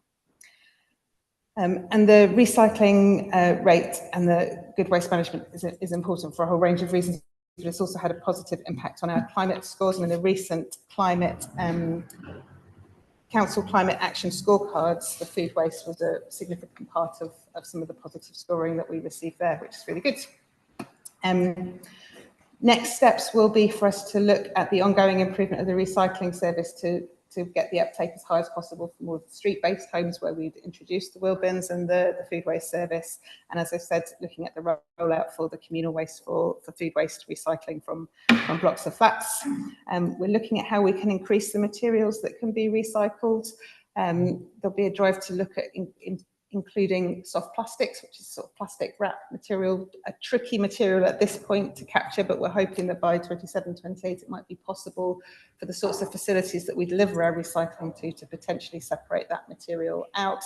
And that would be an enhancement that we'd be really keen to progress with. So we're working with Western Riverside Waste Authority on that. And we're also working with them. You'll know that the tip, as we would say, or the household waste reuse and recycling centre at Smugglers Way is in Wandsworth, and we're working with our Western Riverside partners to look at, could we have a more mobile service that could come into the boroughs as well, thinking about people who maybe don't have car use, and just to bring some of those services, particularly the recycling elements of that service, as close to people and make it as easy to use as possible. We've also included in the report some of the work on community engagement and social value that is delivered through our contract with Veolia. I won't read through the full list, but there's lots of metrics around employment of local people, people from particular categories, so young people not in education, employment or training, hours spent supporting work in schools and prisons and apprenticeships, and so on, and a range of partnerships are listed as well that have been developed through the contract to date so far. And the proxy value of the social value delivered on the contract we have with Veolia is in excess of 1.5 million to date, which is a real positive.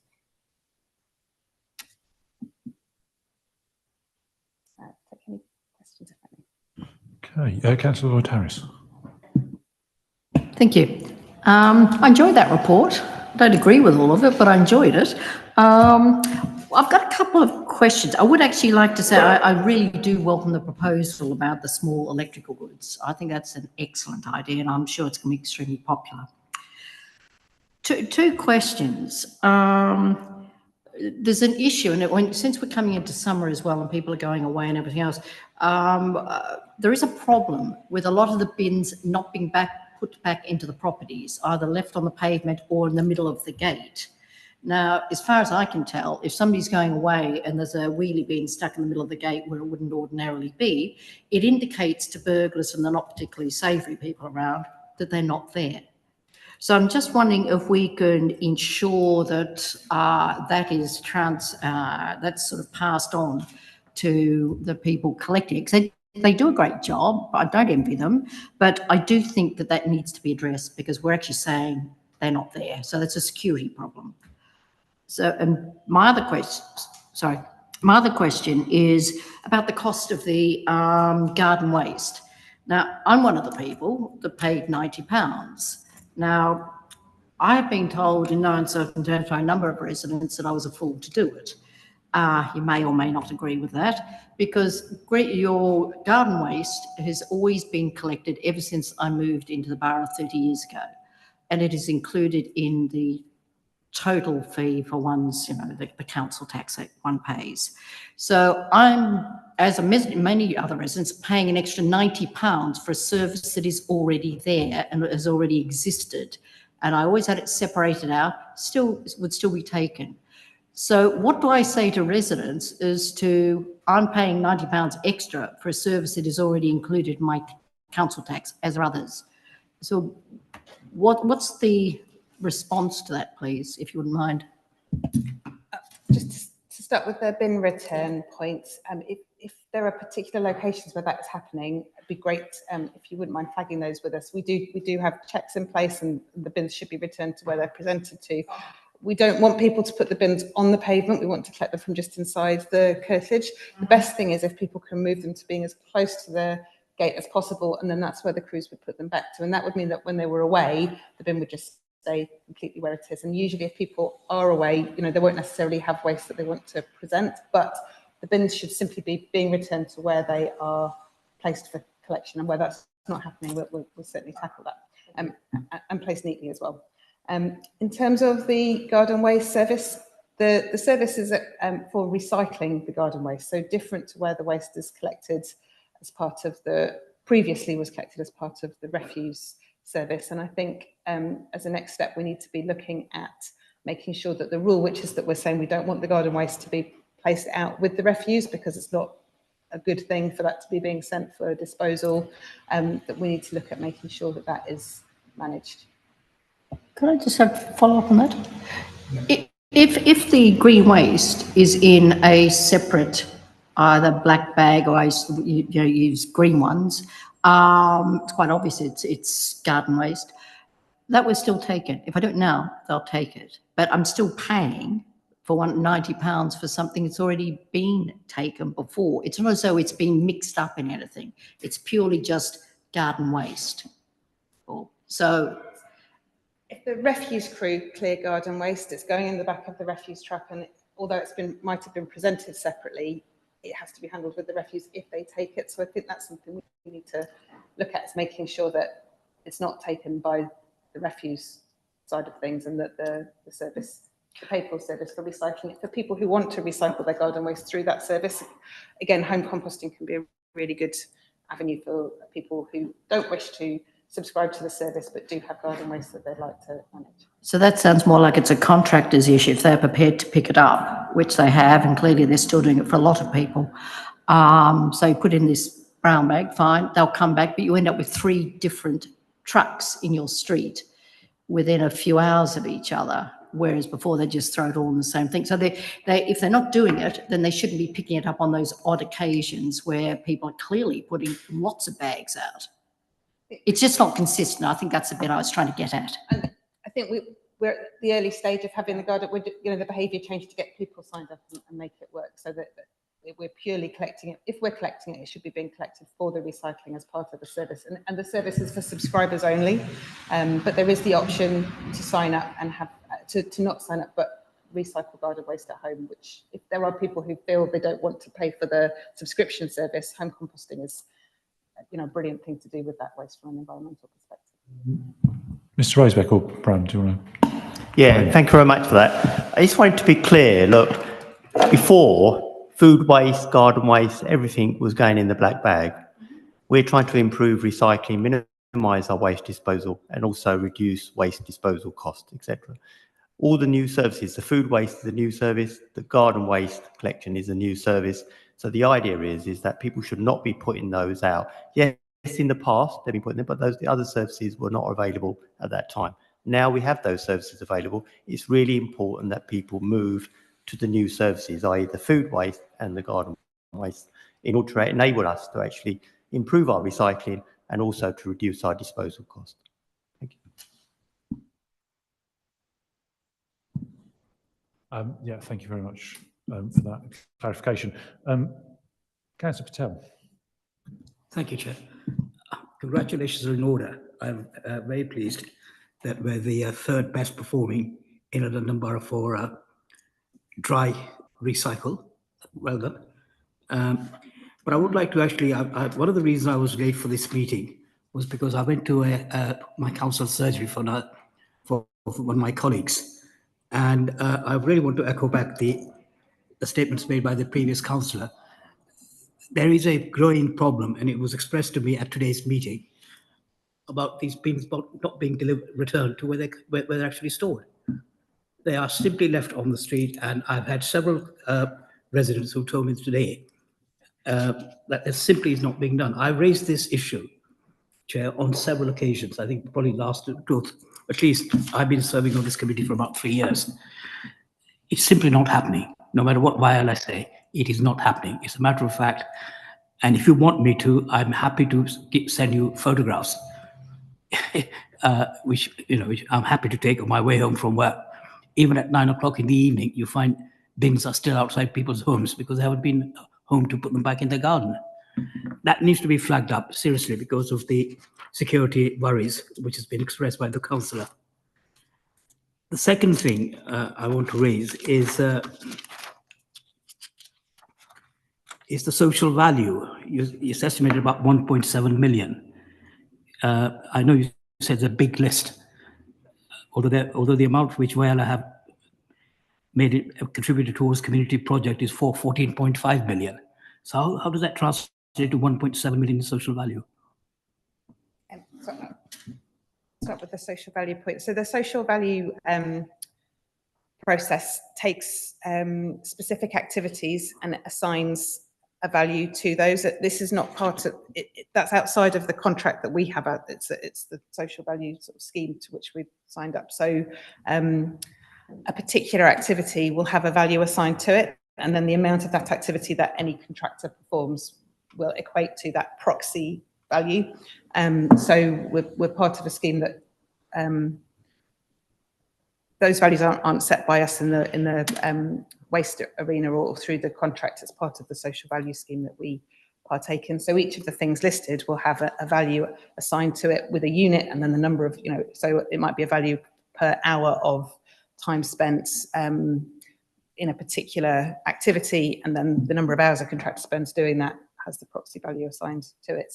I'm sure we can provide more information on how social value is calculated. So is this particularly the people, I mean, it seems like we've got a number of people who've been employed through this route. Presumably that's part of the social value as well, is the sort of the wages that they're being paid sort of added to that value? Because it looks like the 29 local people, various people who are homeless or not in education, I mean, obviously, clearly that's extremely valuable to the borough as a whole.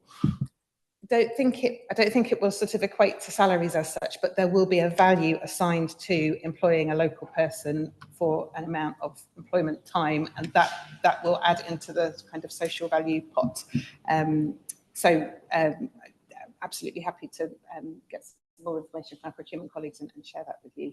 And in terms of the point on the return of bins, again, we're not just relying on the contractor. We do go out and monitor collections, and we do sometimes have complaints about bins not being returned properly, and we are out and about in the borough as well.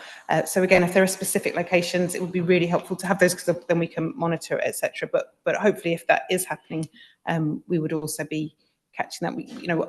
I know from myself being out and about that many of the bins are certainly being returned properly, because that's what I see. But it's really helpful for us to have the data where things aren't happening correctly. So it'd be brilliant to report those instances. Councillor Lang, oh, sorry, did you want to come in, Mr. Rose? No, Councillor Lang. Thank you very much. I'd just like to say this is a very good news story. Change is not easy. I have a slightly different view because the residents that I've been dealing with in this change have been very supported by Annie Baker and her team. It's not perfect, but they have been supportive and actually commented to me as a ward councillor on the way in which the process is taking place. And I'm also very pleased to see what you're talking about, Chair, about how we've engaged with the community and employing people from different backgrounds. I say that as a Veolia trained refuse collector. And I think that's extremely important. And one of the questions I'm going to ask in a minute is how much longer has the Veolia contract got to run? But can I just share, I was reading this in the paper only a week ago, and it says this: only half of councils in England are providing food waste recycling. And it goes on to say, progress towards food waste recycling is stalled in England. And at the same time, 4 councils have temporarily cancelled their free food waste collection services. So I just wanted to put that in a context. And I'm not saying we should be complacent, it's far from it, and we should be sitting on our laurels. But I think to have those number 3 and then number 1 in inner London and number 4 across London, I think is something that we ought to celebrate, even though it's a messy occupation. And I'd just like to say, having done the training, how difficult it must be for staff and to go out collecting food waste in heat waves. It's bad enough putting the bags out, let alone collecting them. So I think that obviously things can be improved, and I think we need to make sure that we're on that with the collections and so on. And I'd just be interested, the next stage you talked about there was about not just households, and of course we mustn't be complacent, but the communal houses. I'm not quite sure how you're going to square that circle. So I'd be interested in that. And I just out of interest, how much longer the Veolia contract is. And it sounds as though there are national targets that councils have to meet by next March. And it looks as though we're well on way to achieving those. But I'd ask for your comments on that. Thank you very much. Thank you. Yes, the expectation is that food waste services should be provided to everybody. Separate food waste recycling services should be provided to everybody by the end of March. And the way that we will anticipate that happening for communal locations is that where there might be a bin for refuse and a bin for dry recycling, there would also be a smaller bin for food waste, or perhaps so on some of our estates we've got outdoor metro store containers with the bin sort of housing units for the bins for recycling, and again smaller bespoke designed specifically for food waste bins. Similar housing units can be used there. It is tricky, recycling if you've got a bin outside your front door is different to if you are needing to go to a communal bin store, perhaps on the way out, or doing something else. It's just a different way of us interacting with services. So we're very mindful of that and trying to make things as easy as possible.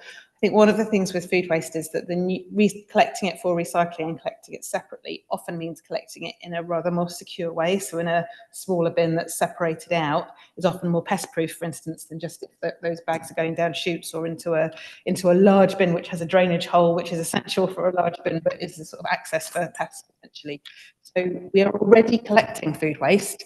It's just that we don't recycle it unless we collect it separately. So that food waste, which can be the smellier part of the waste that is put out, but it is already what we're collecting, and those issues already exist, and collecting it separately in something that's designed specifically for food waste should actually help with that. And the other thing we do find across all schemes where food waste is being collected separately is that once people are separating their food waste for recycling, very often services see that the amount of food waste being recycled does decrease a little bit, and it's believed to be that is because people realise what they're throwing away and just their shopping habits change. So that, again, the best thing is happening, which is that less waste is being produced in the first place. So hopefully that's a positive that we'll see everywhere where we introduce the schemes, but there's definitely a different way of us delivering services where we do have communal containers for all the types of waste.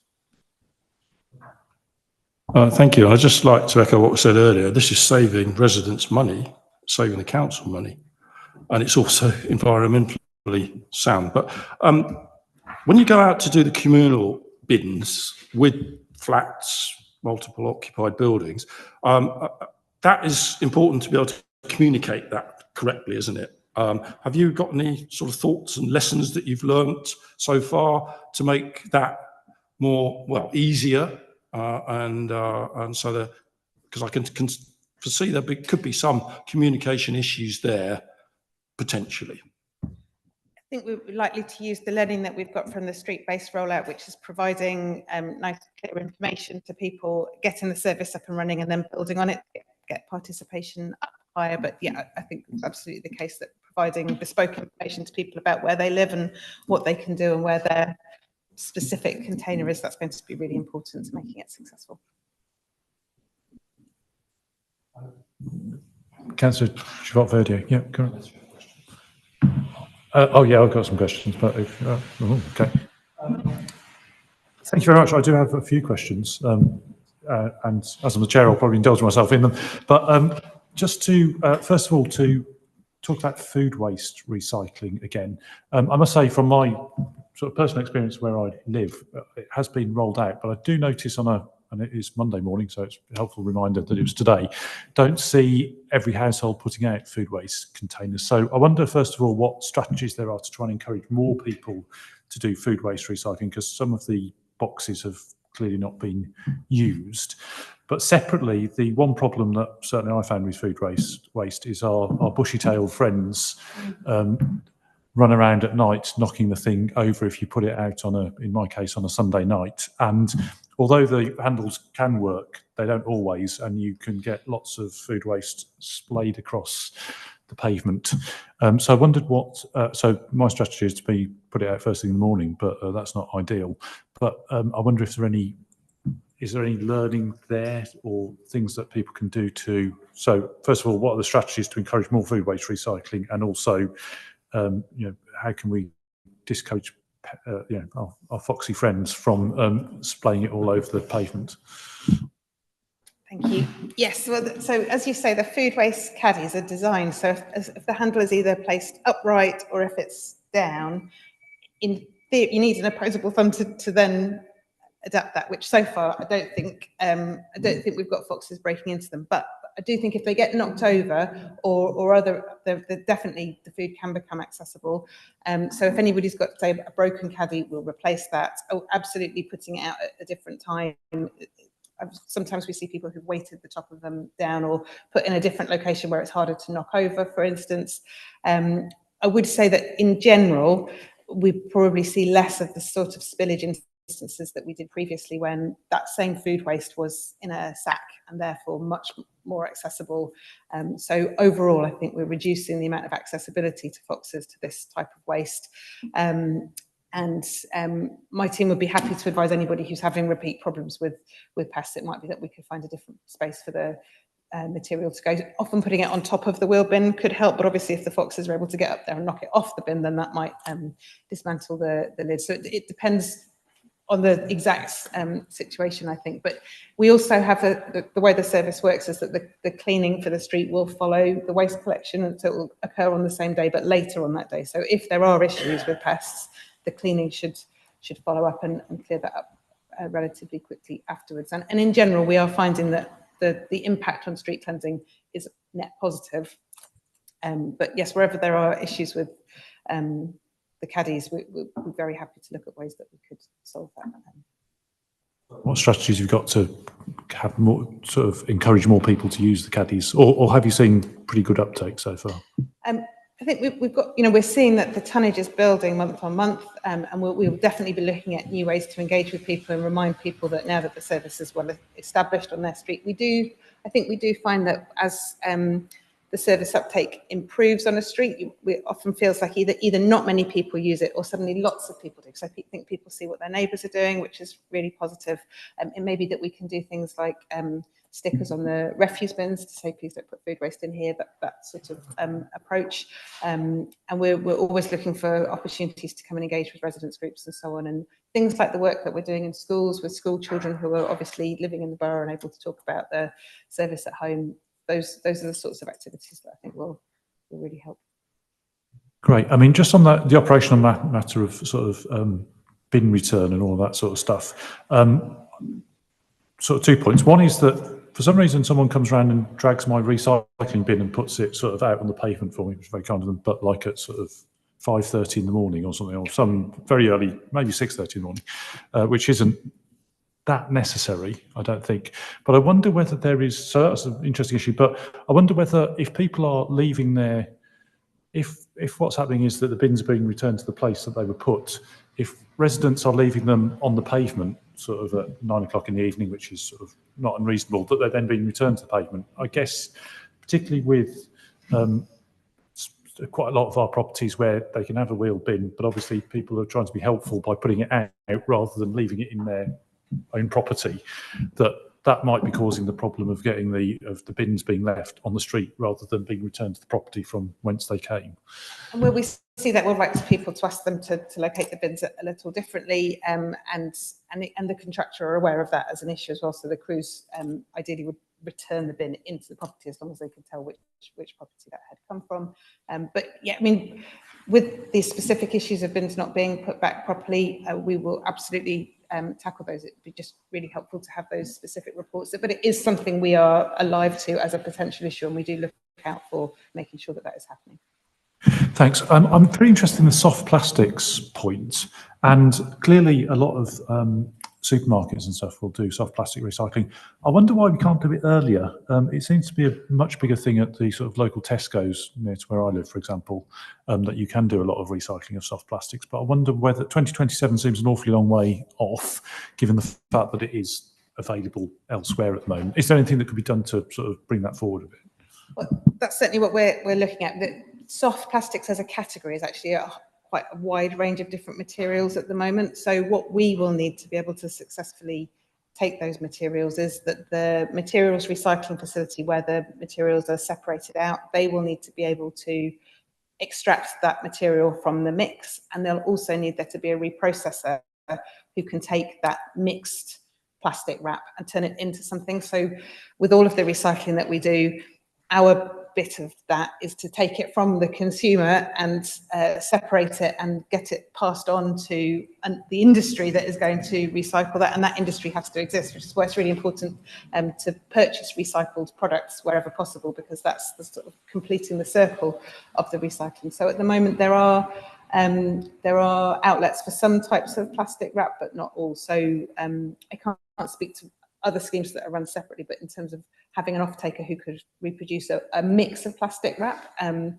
we need to be able to ideally collect most types of plastic wrap, because it's quite a difficult thing to communicate, having the right materials and then making sure that we're collecting the right types. So the hope is that producers may start to streamline the different types of plastic wrap that are available, and also that we can be clear on what can be collected for recycling, separate it easily and pass it on to somebody who's going to make something new out of it. Yeah, I mean, that would be, well, much to be encouraged, and hopefully you can, we can sort of push forward on that earlier. I should say, in terms of, very glad to see that the garden waste recycling has been taken up. It sounds like that's been, starting to be successful and that people are using that. The social value that's been produced as well does seem extremely encouraging in terms of the number of people in particular who've been employed, and particularly from NEETs and homeless, and also lots of people locally being employed that way. So that does seem to be something we would certainly welcome. And the fact that the recycling rates have gone up, I mean, they were sort of, as you were sort of alluding to, stubbornly at sort of 20-something%, but the fact that we're now putting stuff into recycling rather than into general waste is much to be applauded. As you say, important to recognise the fact that that's against the context of us not sort of per head not producing as much waste as elsewhere in the country as well, which is something that, I mean, we've we have known that of previous reports in the last couple of years or so, but I'm not sure that context has always been appreciated. So, I mean, I think we've made a number of points there. I don't know if there are any final questions or comments. Chair, can I just Councillor quickly, Tell, the reason why my understanding is that the wheelie bins are left outside people's houses is because Viola and the council wrote to everyone, encouraging them to put them outside if they wanted their bins collected in the first place. If that wasn't the intention, then perhaps I think that should be remedied by a further letter saying, leave them where they are in your garden, we will collect them and put them back. Okay, I think we're, yeah, I think that point. So, sir, do you want a quick one? We've got to move on, but if you want to come and make a point, yeah. Yeah. Thank you. Yeah, just a couple of quick things. First of all, on the garden waste, I would actually agree. I've had the same conversation with my neighbours as you've had with yours, Councillor. I'm one of the, well, my household is one of the 1,700 subscribers to the garden waste collection. It's a great thing. I completely recognise that people with gardens should pay for that service. But I think the fact that it's, it did used to be collected in separate bags, and maybe it was all thrown into the same truck, who knew, but it did feel like it was a service and it's just been rebranded and we're now paying for it. For me, the cost is just a bit high. I mean, my neighbours, who could well afford it, by the way, are not subscribing because they think we're fools to pay 90 quid. If it was 50, you might get twice as many subscribers and it might be more cost effective. So I think you should look at the pricing of it. £90 for something that you probably only use a few times a year is asking quite a lot of people. So that's one thing. Secondly, on the soft plastics thing, yeah, I mean, I agree with if Tesco's can do it, why can't we? I mean, they take a whole range of soft plastics. It's very sort of all-encompassing, it seems. I'm going to hope they're not just throwing it all in the bin and it's not a sort of bit of greenwashing exercise. But if it's not, then they're doing it, then surely we should be doing it. The impact of that, by the way, I've noticed in our own home is game-changing in terms of the amount of household waste that you then produce. If you're recycling soft plastics, you're not even, you end up, you hardly fill a kitchen bin once a fortnight. So the knock-on effect would surely be very positive in terms of you wouldn't have to have, frankly, a general waste collection from households every week because so much would be getting recycled that you know, the people just wouldn't be filling their bins, which would be a good thing. Thank you very much. Very much note those comments. Councillor Chivot-Verdier. Thank you, Chair. I'm happy to comment on these points, and thank you again for your participation. On the specific point of the garden waste, I think previously we were sort of everyone pays for it, including people without gardens, such as myself, because I can't afford one. And now we sort of move to the user pays. I understand that, you know, the price, which is about £1.70 per week. You know, not everyone can afford it, but I can say to you that what we're doing is trying to roll it out to more and more people. So hopefully, at one point, that can deliver a sort of decrease in price. We'll definitely make it happen if that's possible. But the aim is to roll it out to more people, so it becomes an even more sort of widespread service. And on the second point about the availability of soft plastic recycling, so again, not to bore everyone to sleep, I find it fascinating is we're sort of subscribing to what I described as the United Nations of Waste, which is the Western Riverside Waste Association, which is 2 or 3 facilities that sort of 4 boroughs come together to operate, which is RBKC, ourselves, Wandsworth and Lambeth. And surprise, surprise, no one wants to have a waste collection and recycling facility next to where they live. So we're quite limited in terms of space. And I think the principal obstacle to us being able to sort of put more lines to recycle all the materials there is that we use in our daily lives is actually space.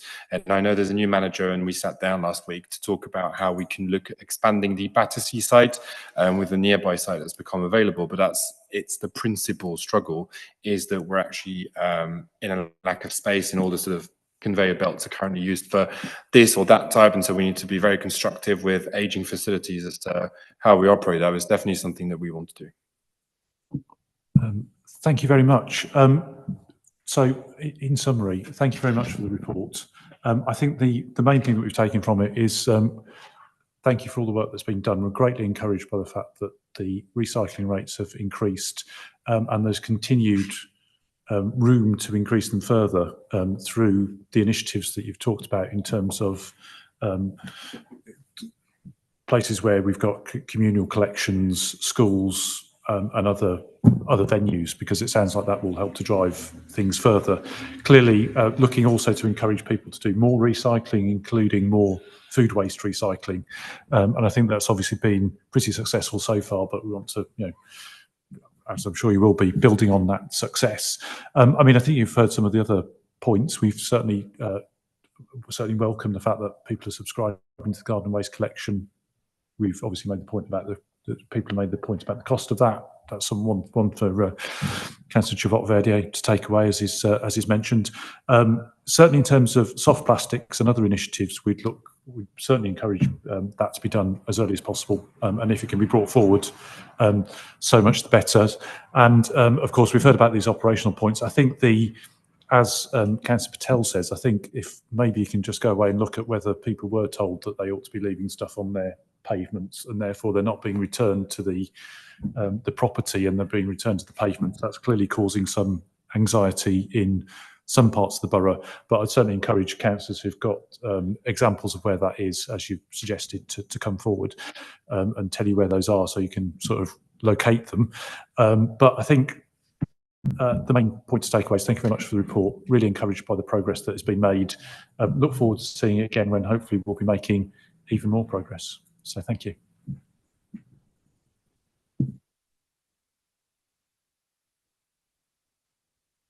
So we've had a blockbuster night, but last but not least is the report on the draft markets and street trading licensing policy 2025 to 2030 and updated prescribed standard conditions for street trading licenses.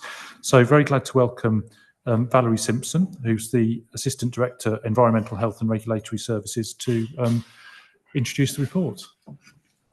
Thank you, Councillor.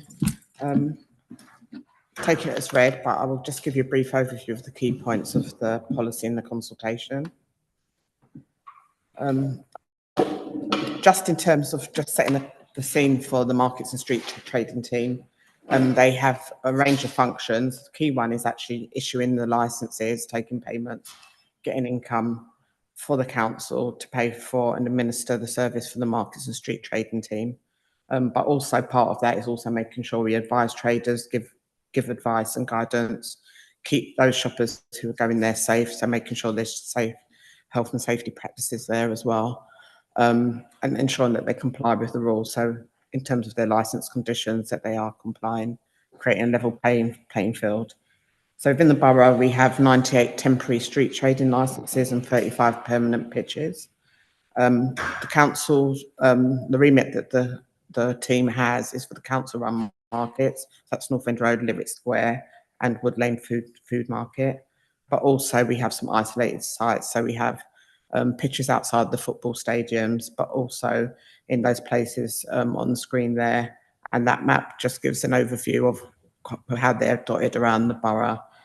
So obviously scope to sort of exploit that more and give more opportunities for businesses.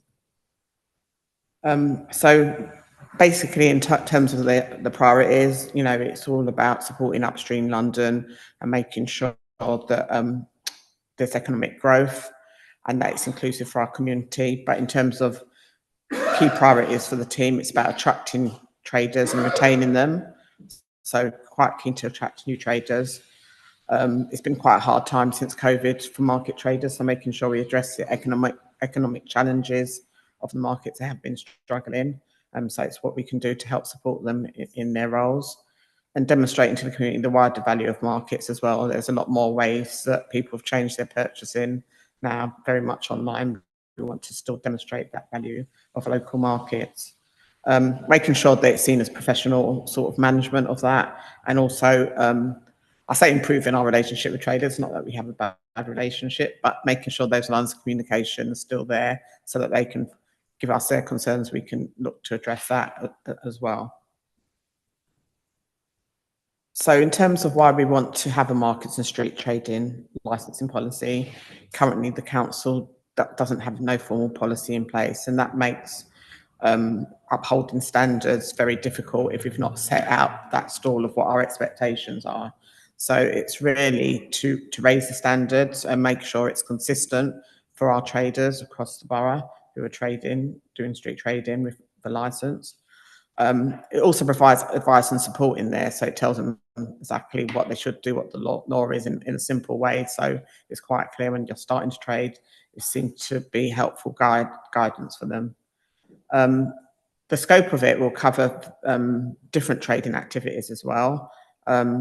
So it sets out where we will license it as a council for street trading activities, but it also gives guidance on other activities, for example, like pavement licenses, and directs them to their ice cream vans and other charitable things. So it's sort of all-inclusive guide about street trading or activities on the street around the supply of goods. It gives us an oversight of the management of how we're going to manage markets and street trading in the borough, so it's very clear. Quite key is around safeguarding, so it includes information about safeguarding children and adults when operating, and public safety as well. There's things around health and safety in terms of using gas, electricity, and making sure that they have certificates and those things in place. Also trying to protect the environment, using electricity where possible, and just environmentally friendly ways of trading, and as Annie Baker has said, around recycling, encouraging food recycling and other recycling as well, just to be kind to the environment in terms of waste. And then supporting traders, we've purchased for North End Road, for example, some gazebos, canopies to make it easy for those who haven't got pictures or equipment to easily set up and trade as well. And then the last bit is around the regulations and enforcement in terms of how we will enforce and have that stage approach as well. So linked to that is the standard conditions for street trading licenses, and this actually forms their license conditions when someone's issued with a license. And very much similar to what I've just said, it's around public health and safety, the environment, in terms of overpitching, particularly around COVID. We had lots of pitches, North End Road, for example, taking up more than one pitch and everything else. So it's making sure it's very clear what we'll do in those circumstances. It gives information about the trading sites that we manage, about staffing, it should be registered, so we know actually who's accountable if something happens, who's there, who's registered. So clear rules around that. It talks about the fees and charges and situations where the licenses can be cancelled, or where there may be a refund, it could be adverse weather. So it's very clear rather than doing it on a ad hoc basis. We have those clear rules to be able to deal with things in a consistent way. We also set out our expectations of trader conduct in terms of harassment and having zero tolerance for that and their behaviour. And then also the fact that they should be present. We don't want markets where they've got a licence but not actually there. We want it to be a buzzing, thriving market as well. So we do have some rules around their trading presence. And then the other element around this is around the commodities list. So currently the old commodities list is quite archaic. You can have up to 3 items from a category. The current list has, for example, it has underwear, it has footwear as a category, and then you have to pick 3 from there. What we've done is updated that list, so we've just got one on clothing. So if you wanted to mix men's wear and women's wear, you can. It gives it a bit more flexibility for traders as well. One of the things that the policy also mentions is shopfront licenses, and we've got some pictures there, particularly around North End Road, Uxbridge Road. We do receive comments and sometimes complaints around that, and having that in our policy, we want to try and be able to deal with that in a consistent way. We know that's going to be a challenge because currently different shops do different things at the moment, but we will start from a process of education, making sure that they know that if it's accepted, following a consultation, what the rules are. And we feel that would give a better accessibility on our pavement. Sometimes there isn't that room as well, pushchairs or visually impaired. So we're really quite keen to be able to have a consistent rule of how we go and address that.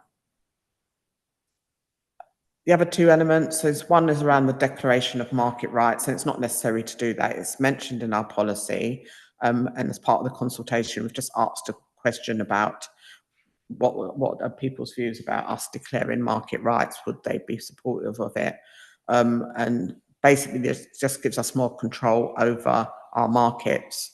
For Hammersmith and Fulham, it may not be quite appropriate yet. It may be if we had, if we wanted to protect North End Road and not have similar markets to North End Road within a certain distance, we may want to go down that line, but then that would be another process we'd go through. At the moment, we're just asking, what are your views around that? And we've put in our policy, should the council be minded to do that in the future?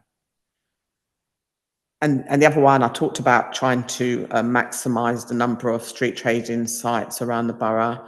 The other thing we've asked a question about is about whether we want to designate certain more streets in the borough or designate the whole borough. So it makes it a lot more easier if someone wants to trade, that we can say, actually, this street's designated, yes, you can trade there. We do get a lot of requests for people who want to start setting up, and other than North End Road, which has a few vacants, Lyric Square is quite full. So really we want to have a number of available sites that we can then help those people who want to start up new businesses to set up. So just in terms of the consultation, on the left is a proposed list of consultees, which includes street traders, current licence holders, but also councillors, the police, the Highways Authority, in terms of shopfront licences and other things, the Planning Authority, and other bodies as well, representative of businesses, so including like the BID, Hammersmith and Fulham as well. Just for the timetable, at the licensing committee in June, it was agreed that we could go forward and start the consultations. That started shortly last week after the elections. We're going out for an 8-week consultation, so it will finish on the 17th of September. And then we would want to bring it back to a licensing subcommittee or cabinet member to have a final agreement depending on those consultation results. So it's on Have Your Say Now. It is live. It's also on our website. It went out in the H&F communications last week, so residents know. And the key reasons are, we want, like I said, just to emphasise around street traders, clearer, fairer rules that helps businesses to survive. For residents and shoppers, make sure that it's well managed and safe, and that we have these vibrant streets within our borough. And then in terms of local businesses, not competing, we want that to complement the existing bricks and mortar businesses as well. So today, when I checked today, we've had 10 responses today, mainly from residents. 7 of those were from residents, but we've also had from a trader and regular shopper as well. They've provided some really useful information, and I'll sort of monitor that, and we'll feedback to other council services as well, because it's quite a broad title. We are getting comments about the streets generally, which is very useful information as well. So we are working with other colleagues around the council to make sure we share that information and feedback. One of the key emerging issues is around enforcement, and probably if you're going to have a policy, you need to back that up with enforcement as well. Otherwise, it's just something on paper, and like I said, we're quite keen that that is backed up. But in order to do that, we need to let people know what those rules are to be able to do that effectively. And that would be a stage approach. We have an enforcement policy which starts with verbal advice, written advice, warnings, and escalating up to, it could be a prosecution, could be fixed penalty notices, depending on the non-compliance. And just as part of this, we do want to probably meet with traders to get their views as well as they've been sent the consultation, but actually sitting down and speaking to them. When it went to licensing committee, it was mentioned around certain markets, like the farmers markets that they used to have, which have a different feel, and just concerns that having a policy may restrict the uniqueness of those markets where they might have music or not have to fill out certain forms. I suppose one of the views is health and safety is health and safety, so we would want to make sure that certain checks in terms of allergen information if you're selling food, because that's quite important, health and safety as well. So we do feel that there still needs to be some processes in place to keep people safe, but we don't want to stifle innovation or entrepreneurship to keep it stifled. That's basically an overview. If you have any questions, please. Thanks. Thank you very much. Councillor Lang, did you come in? Thank you very much. I think this is an important development, an important policy, because I've just come back from the north of England, and some of the high streets up there, we're all facing challenges. And I think during COVID and subsequently as a result of COVID, some sort of practices that take place, I think it's important to relook at those in a constructive but also a positive way. And I think I'll pick out you protecting the environment. That's one of your major themes, and also support for traders. I think that's very important. But I like the bit you've got in there about the aesthetics as well for traders, because I think that we can all look to improve on that actually within the borough. And some traders could do an excellent job, but some could do more. And I think we need to work with people in that respect. And sort of a shop front licenses, that kind of thing. So I just wondered, you touched on it at the end there, who's going to monitor this then in the end and enforce it once you've done do you have a team that you anticipate being able to do that? Or, it's going to be a partnership or is this approach. early stages? So the team is very small currently. So Yes. we've got a markets and street trading manager, but two posts, that mainly administration, because as I said at the beginning, the main bulk of the work is around issuing licenses, making sure people are licensed. We do work collectively with the LET and other teams as well, and trading standards and health and safety, environmental public protection, depending on what the issue is. So within my portfolio, environmental health and regulatory services, we will pull on officers, but also we work collectively with others, and highways will probably be involved around shop front licenses as well. So it would be a collective approach, but I do feel it's important. We have to plan that as well, because once we launch it, we probably would want to roll it out in different, those areas that are probably more visible, more problematic as well, because it'd be unrealistic to think that everything could be solved on day one. So we'd have to think about how we'd approach that through that advice, and then following up in an area to make sure that that's in place. But yeah. No, just quickly coming back on that, you did say that was one of the things that come early in consultation and you're aware of, but it's just you've responded well to that, because that's something that we will need to consider if we do go down this route, capacity and how to do it. But thank you very much for that. Thank you. Yeah, so I'm just going to come in on that. In terms of the sort of shop fronts and people using the pavements, presumably this is part of that policy as well. Is this shops using? Because I wonder if is this something where the LET in particular could help out? Because clearly we get, as councillors, I'm sure, complaints from time to time, or quite often, about the use of the pavements. Now, clearly, in some cases, people have got sort of about a metre or so that they can use on those pavements, but often they take advantage of more than that. Yeah. So I wonder whether this is something, I mean, this is a sort of all over the borough thing, whether the law enforcement teams should be involved in that, because I guess they can issue either, can have a word with people using the shop managers or shop owners to ensure that sort of complied with on a more consistent basis. Definitely not speak for them, but definitely I can see that that's something they're out there day in, day out, their eyes and ears on the street. I think the main thing is to set out what's required, what would be non-compliance, because sometimes people have private forecourts, so you have to be clear whether it's on their own forecourt and what the rules are. So I think the first step would be making sure that we have the consistent rules that shop traders know about, and then we could start. But definitely, like I said, working in partnership with the LET, who've got many bodies out there and have got enforcement powers as well to help.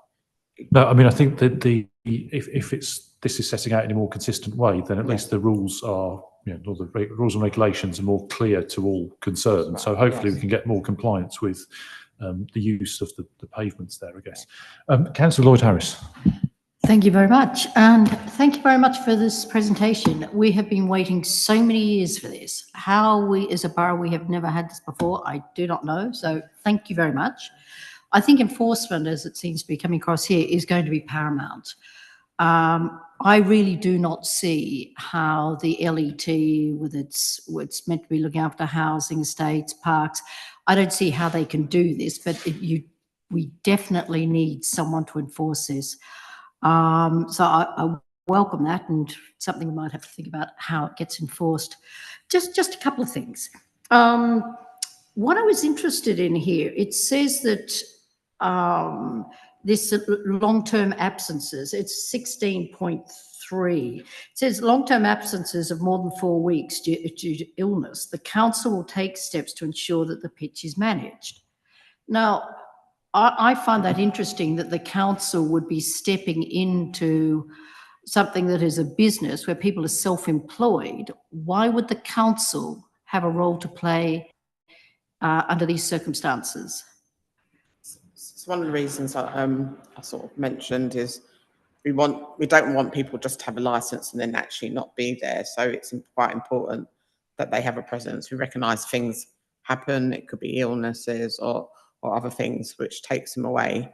That they can have a registered assistant as well, so that they can have more than one registered assistant, which again means that you can continue that business, because it's probably not good not to people turn up expecting the business to be there and it's not operating because of that absence as well. So it's about supporting that trader in the best way, being compassionate and hearing what their needs are, but also the end of the game, we want to make sure it's a thriving market. We do have people as well who do want to go and trade, so we don't want someone taking up a space who's not actually utilising it. I understand that, but these people are self-employed. I can't imagine anyone else that would be stepping in about finding out whether they need additional support or providing people. If they've got a pitch, and one would hope would have somebody that is already named that could take over if they are ill. I mean, I'm self-employed, and now if I'm ill, I either don't work, I don't get paid, but nobody steps in to take over and make sure I'm okay, which is fine. I don't expect anyone to, but I'm not sure whether this is our role, given I think there are other things that we are going to be doing. And I think if this is enforced properly, you're going to be seriously busy, which is good. I welcome that. But I'm not sure. I think we're almost overstepping the mark, and it's a bit like a nanny state. Yeah, we can look at that. Now, the other question is, it says 3.5. There's a limit to how many, is there a limit as to how many 6-month temporary trading licenses one can have before it becomes permanent without actually applying for a permanent one? So somebody could potentially have 3 or 4 just rolling on 6-month periods. I mean, even prior to us going out to formal consultation, I think this issue around temporary and permanent licenses has been raised. Currently, the conditions are a bit restrictive in terms of if someone wants to retire, they may have been given a temporary license just for the nature of where they are. They're not on North End Road, it would be a temporary license, but they may want to pass it down to their son.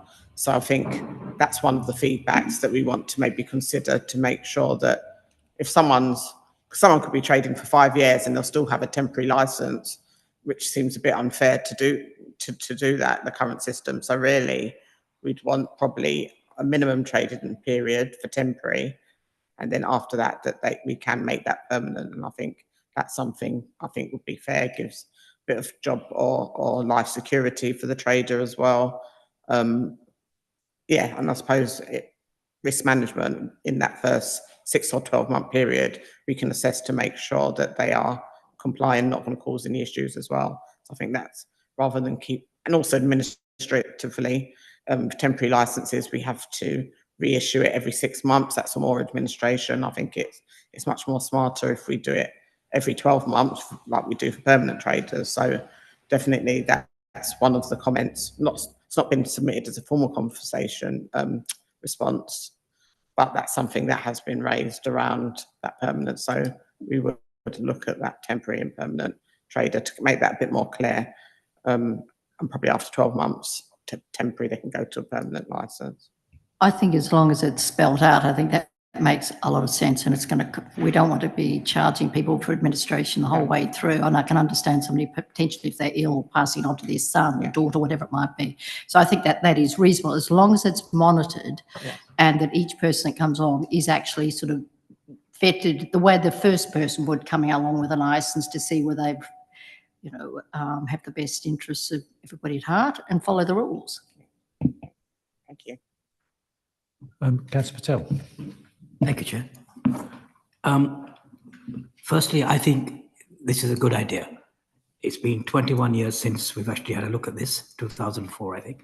So it's a good way of actually seeing how things have progressed post-COVID.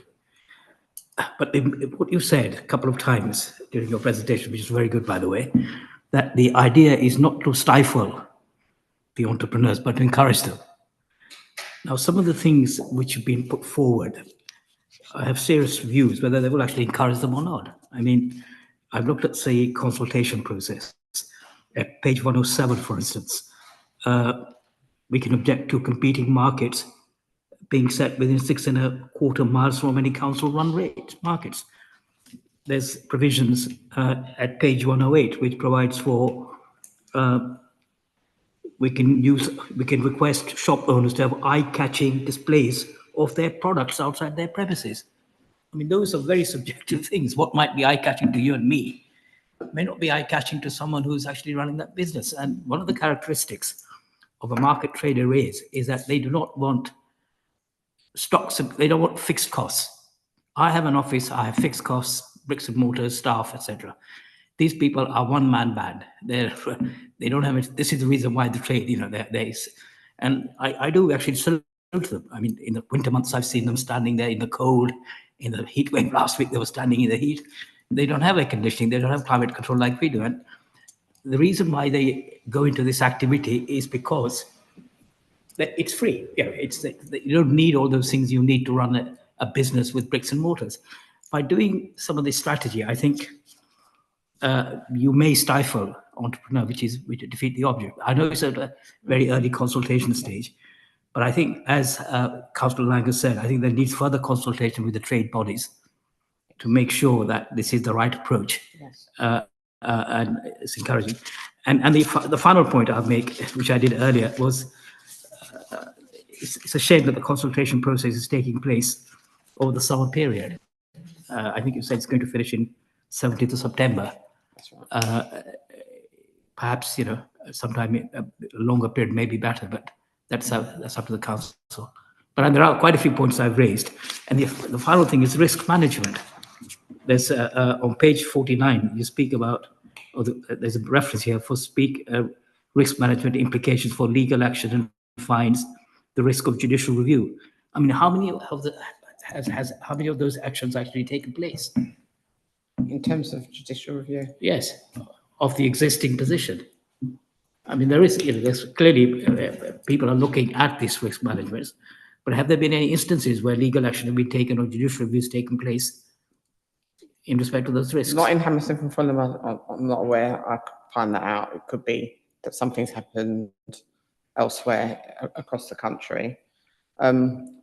I just think it puts us, the council, in a position where we've not been quite clear about risk management. So we just want to make that just open and clear and more transparent for everyone, because I feel everyone knows where they stand. There are a couple of other points you mentioned around the distance being restrictive, 6 3/4. So that's around the declaration of market rights. That's quite a long process, and it's not necessarily something the council may go for, but the idea is, I think, for example, Southwark may have done that maybe for their food market, where they said you can't set up a similar market within 6 3/4 miles to protect that market. So that may be something the council may want to go down, and there'll be a long separate consultation process should that be a direction that the council wants to go in. But it's mainly to protect businesses and the markets within Hammersmith and Fulham. And it's not necessarily a blanket rule. It would be that someone would have to ask the council for consent if they wanted to set up a similar market, and that we'd then have a bit more say rather than something setting up. So it just gives us as a council a bit more say about what might happen. But again, that's quite a long process. It's quite a long consultation as well, and setting out what you'd want as part of that as well. At the moment, we're just asking what are people's opinions. Do you think that's something the council should maybe consider in the future? But I think enforcement will probably be the priority. Definitely take your point around trader meetings. It's definitely not meant to be restrictive. In terms of the conditions, there's not much that they're probably not doing now. It's just tightening up some of those things, but definitely we want to speak to them. We have asked a specific question in the consultation. Do you think it's going to be hard to comply?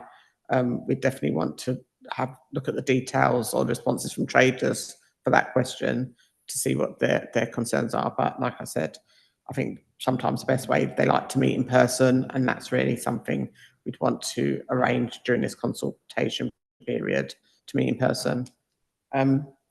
Potentially we could extend the consultation. We haven't got a set deadline. It's not had a policy for so many years. So, I think we'd want to just make sure there's good engagement, which is why it's quite important to come today. So, quite happy to extend it if we didn't get that good engagement.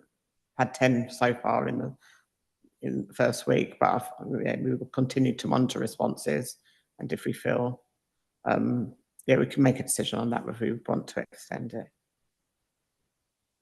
I don't know if there was other questions.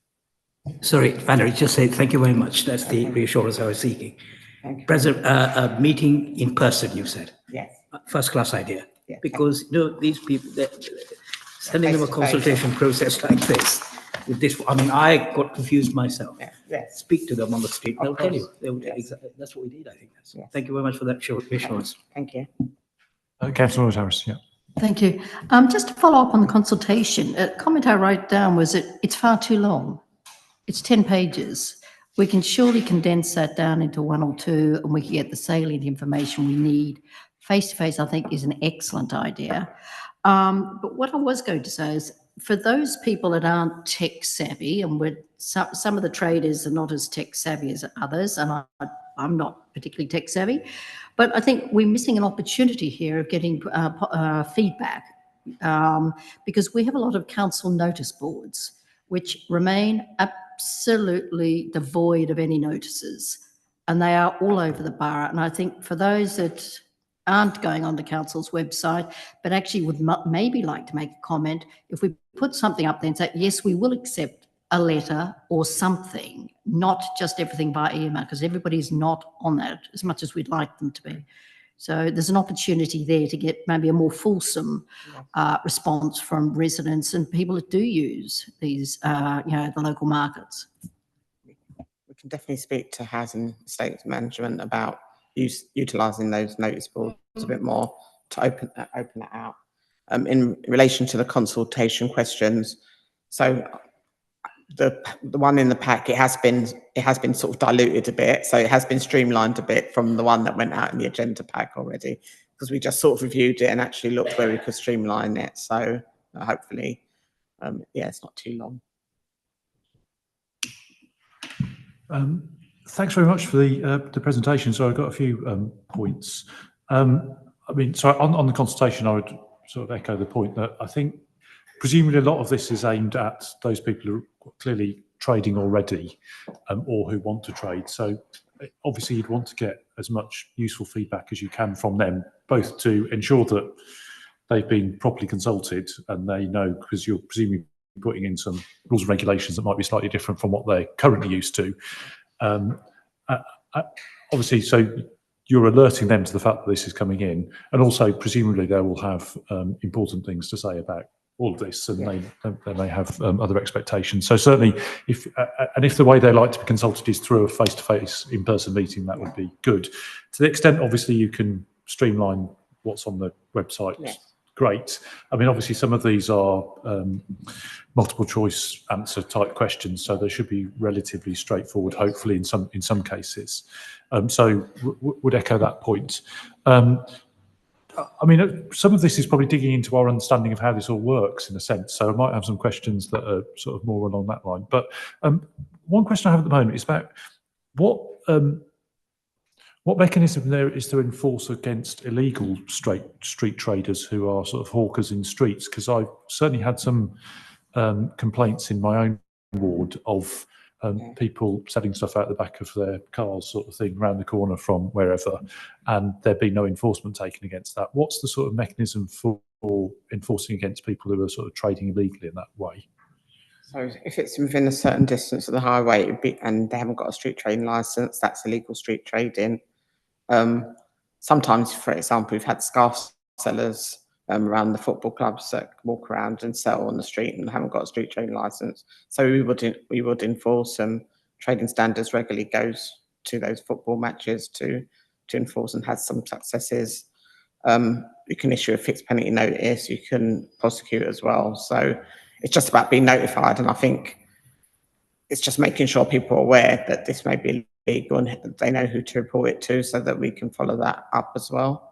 So is it to report that sort of thing to trading standards, who should be able to do something about it? We could do the street trading team, because it's illegal street trading, but like I said, we do work in partnership because it's a small team. So with the scarves, it may be counterfeit as well. So that's why trading standards may be brought in, but it still covers the fact that it's illegal street trading. They haven't got a street trading license as well. So it's multiple offences.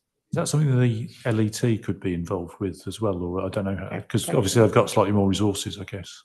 Potentially. Okay. Yeah, we can talk to them about it.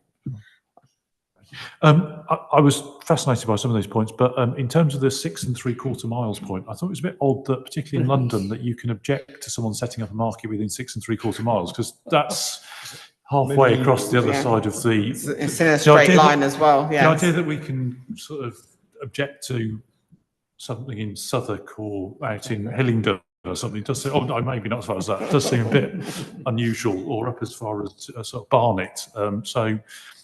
But I mean, to the extent that it gives some, I suppose the question is how useful that would be, but to the extent that it was useful, I guess that might be of some use. But clearly, given the fact that we don't stifle business necessarily, it seems unlikely that, I can't remember, did you say that Southwark had objected to something? I think they've declared market rights as well, I think maybe in relation to the Borough Food Market. I've been told that's someone to speak to about the process, because it is quite a long process. It is quite technical, and what I understand, I do need to get more information. There's different regimes. So currently we license under the London Local Authorities Act, which got certain rules. If we declared market rights, it would be under the Food Safety Act, and there's differences. So you could you can make a profit, for example, which you can't do under London Local Authorities Act. So there's a number of different benefits, pros and cons, depending on what you do. And that would probably need a bit more investigation into that. But the main thing is that it gives the local authority more control over the markets that they have in their borough, and also competing markets as well. Yeah, I mean, that sounds potentially useful, but I don't have a strong view on that. I wonder, some of the things we talked about already are probably sort of expectations on traders, and I'm just interested to understand what the current, I mean, obviously the policy hasn't been set out. So I think on the risk management point, the fact that the policy hasn't been set out clearly for some time puts it at risk that if you try and enforce a policy that is from 2004, which is more guidance based, that it doesn't have the same sort of legal impact that one would where you've consulted on something and obviously set out some rules and regulations. So clearly that's the purpose of doing all of this. So I think we are very comfortable on that. But in terms of the expectations on traders, particularly around leaving pitches empty, I can imagine that it's a bit like leaving an empty shop front for several weeks. And I suppose I mean, obviously, in a sense, we're sort of saying, isn't that okay because they're paying their pitch fees? But presumably you're saying that actually, no, you want that pitches shouldn't be left empty because they're a sort of valuable commodity and other people are That is there in their licence keen to conditions. take them. And is that something that is sort of operates already? Is that the Yeah. expectation that traders would have? They can take holidays as well, but they can have someone who can cover their stall if they're not there. There may be, a period of time, but we wouldn't want to have extended time where they're not actually operating. I don't think it's good for the borough or for shoppers as well, who may want to go back to that trader and don't know if they're coming back or when they're coming back. So I think it does need to be a bit tighter in terms of what the rules are, that they need to notify us so we know about that absence, not just not turning up and not knowing that information. Oh, so in terms of the current licensing and what traders would expect, they would expect to be, if they telling you, in terms of operating market in particular, they would expect to be telling you what they are doing, and if they were leaving their stall absent without a recognised assistant coming in, so this is really just codifying something that is expected already. Practice.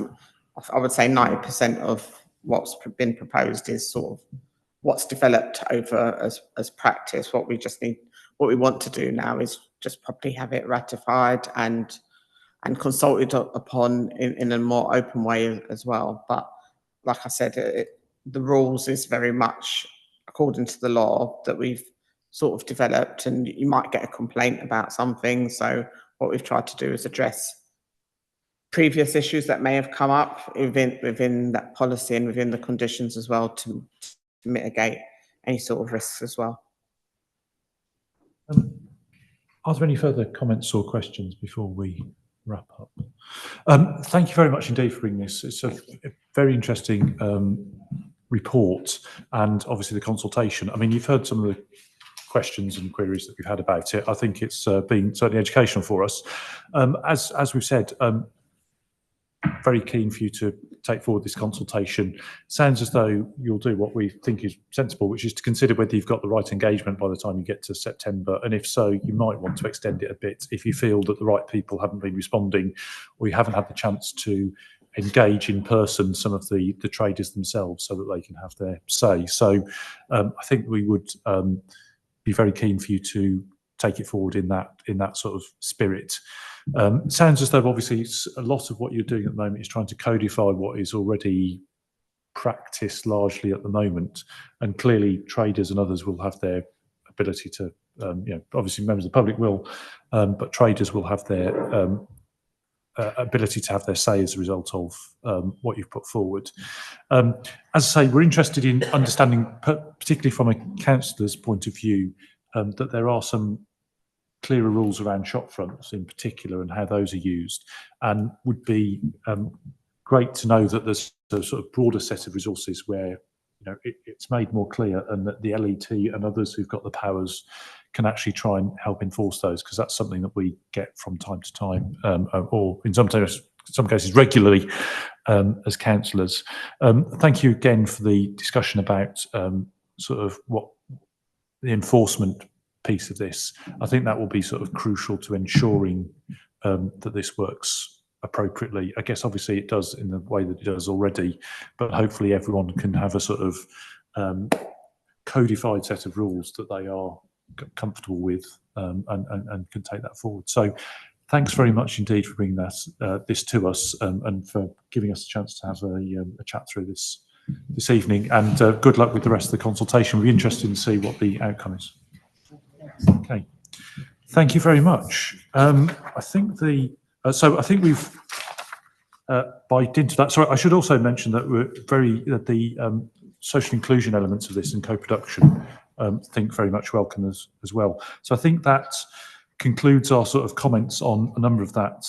On that, the final item is just to note for members of the committee that the date of the next meeting is the 19th of November 2025, and I'd like to thank everyone for attending or watching tonight's meeting.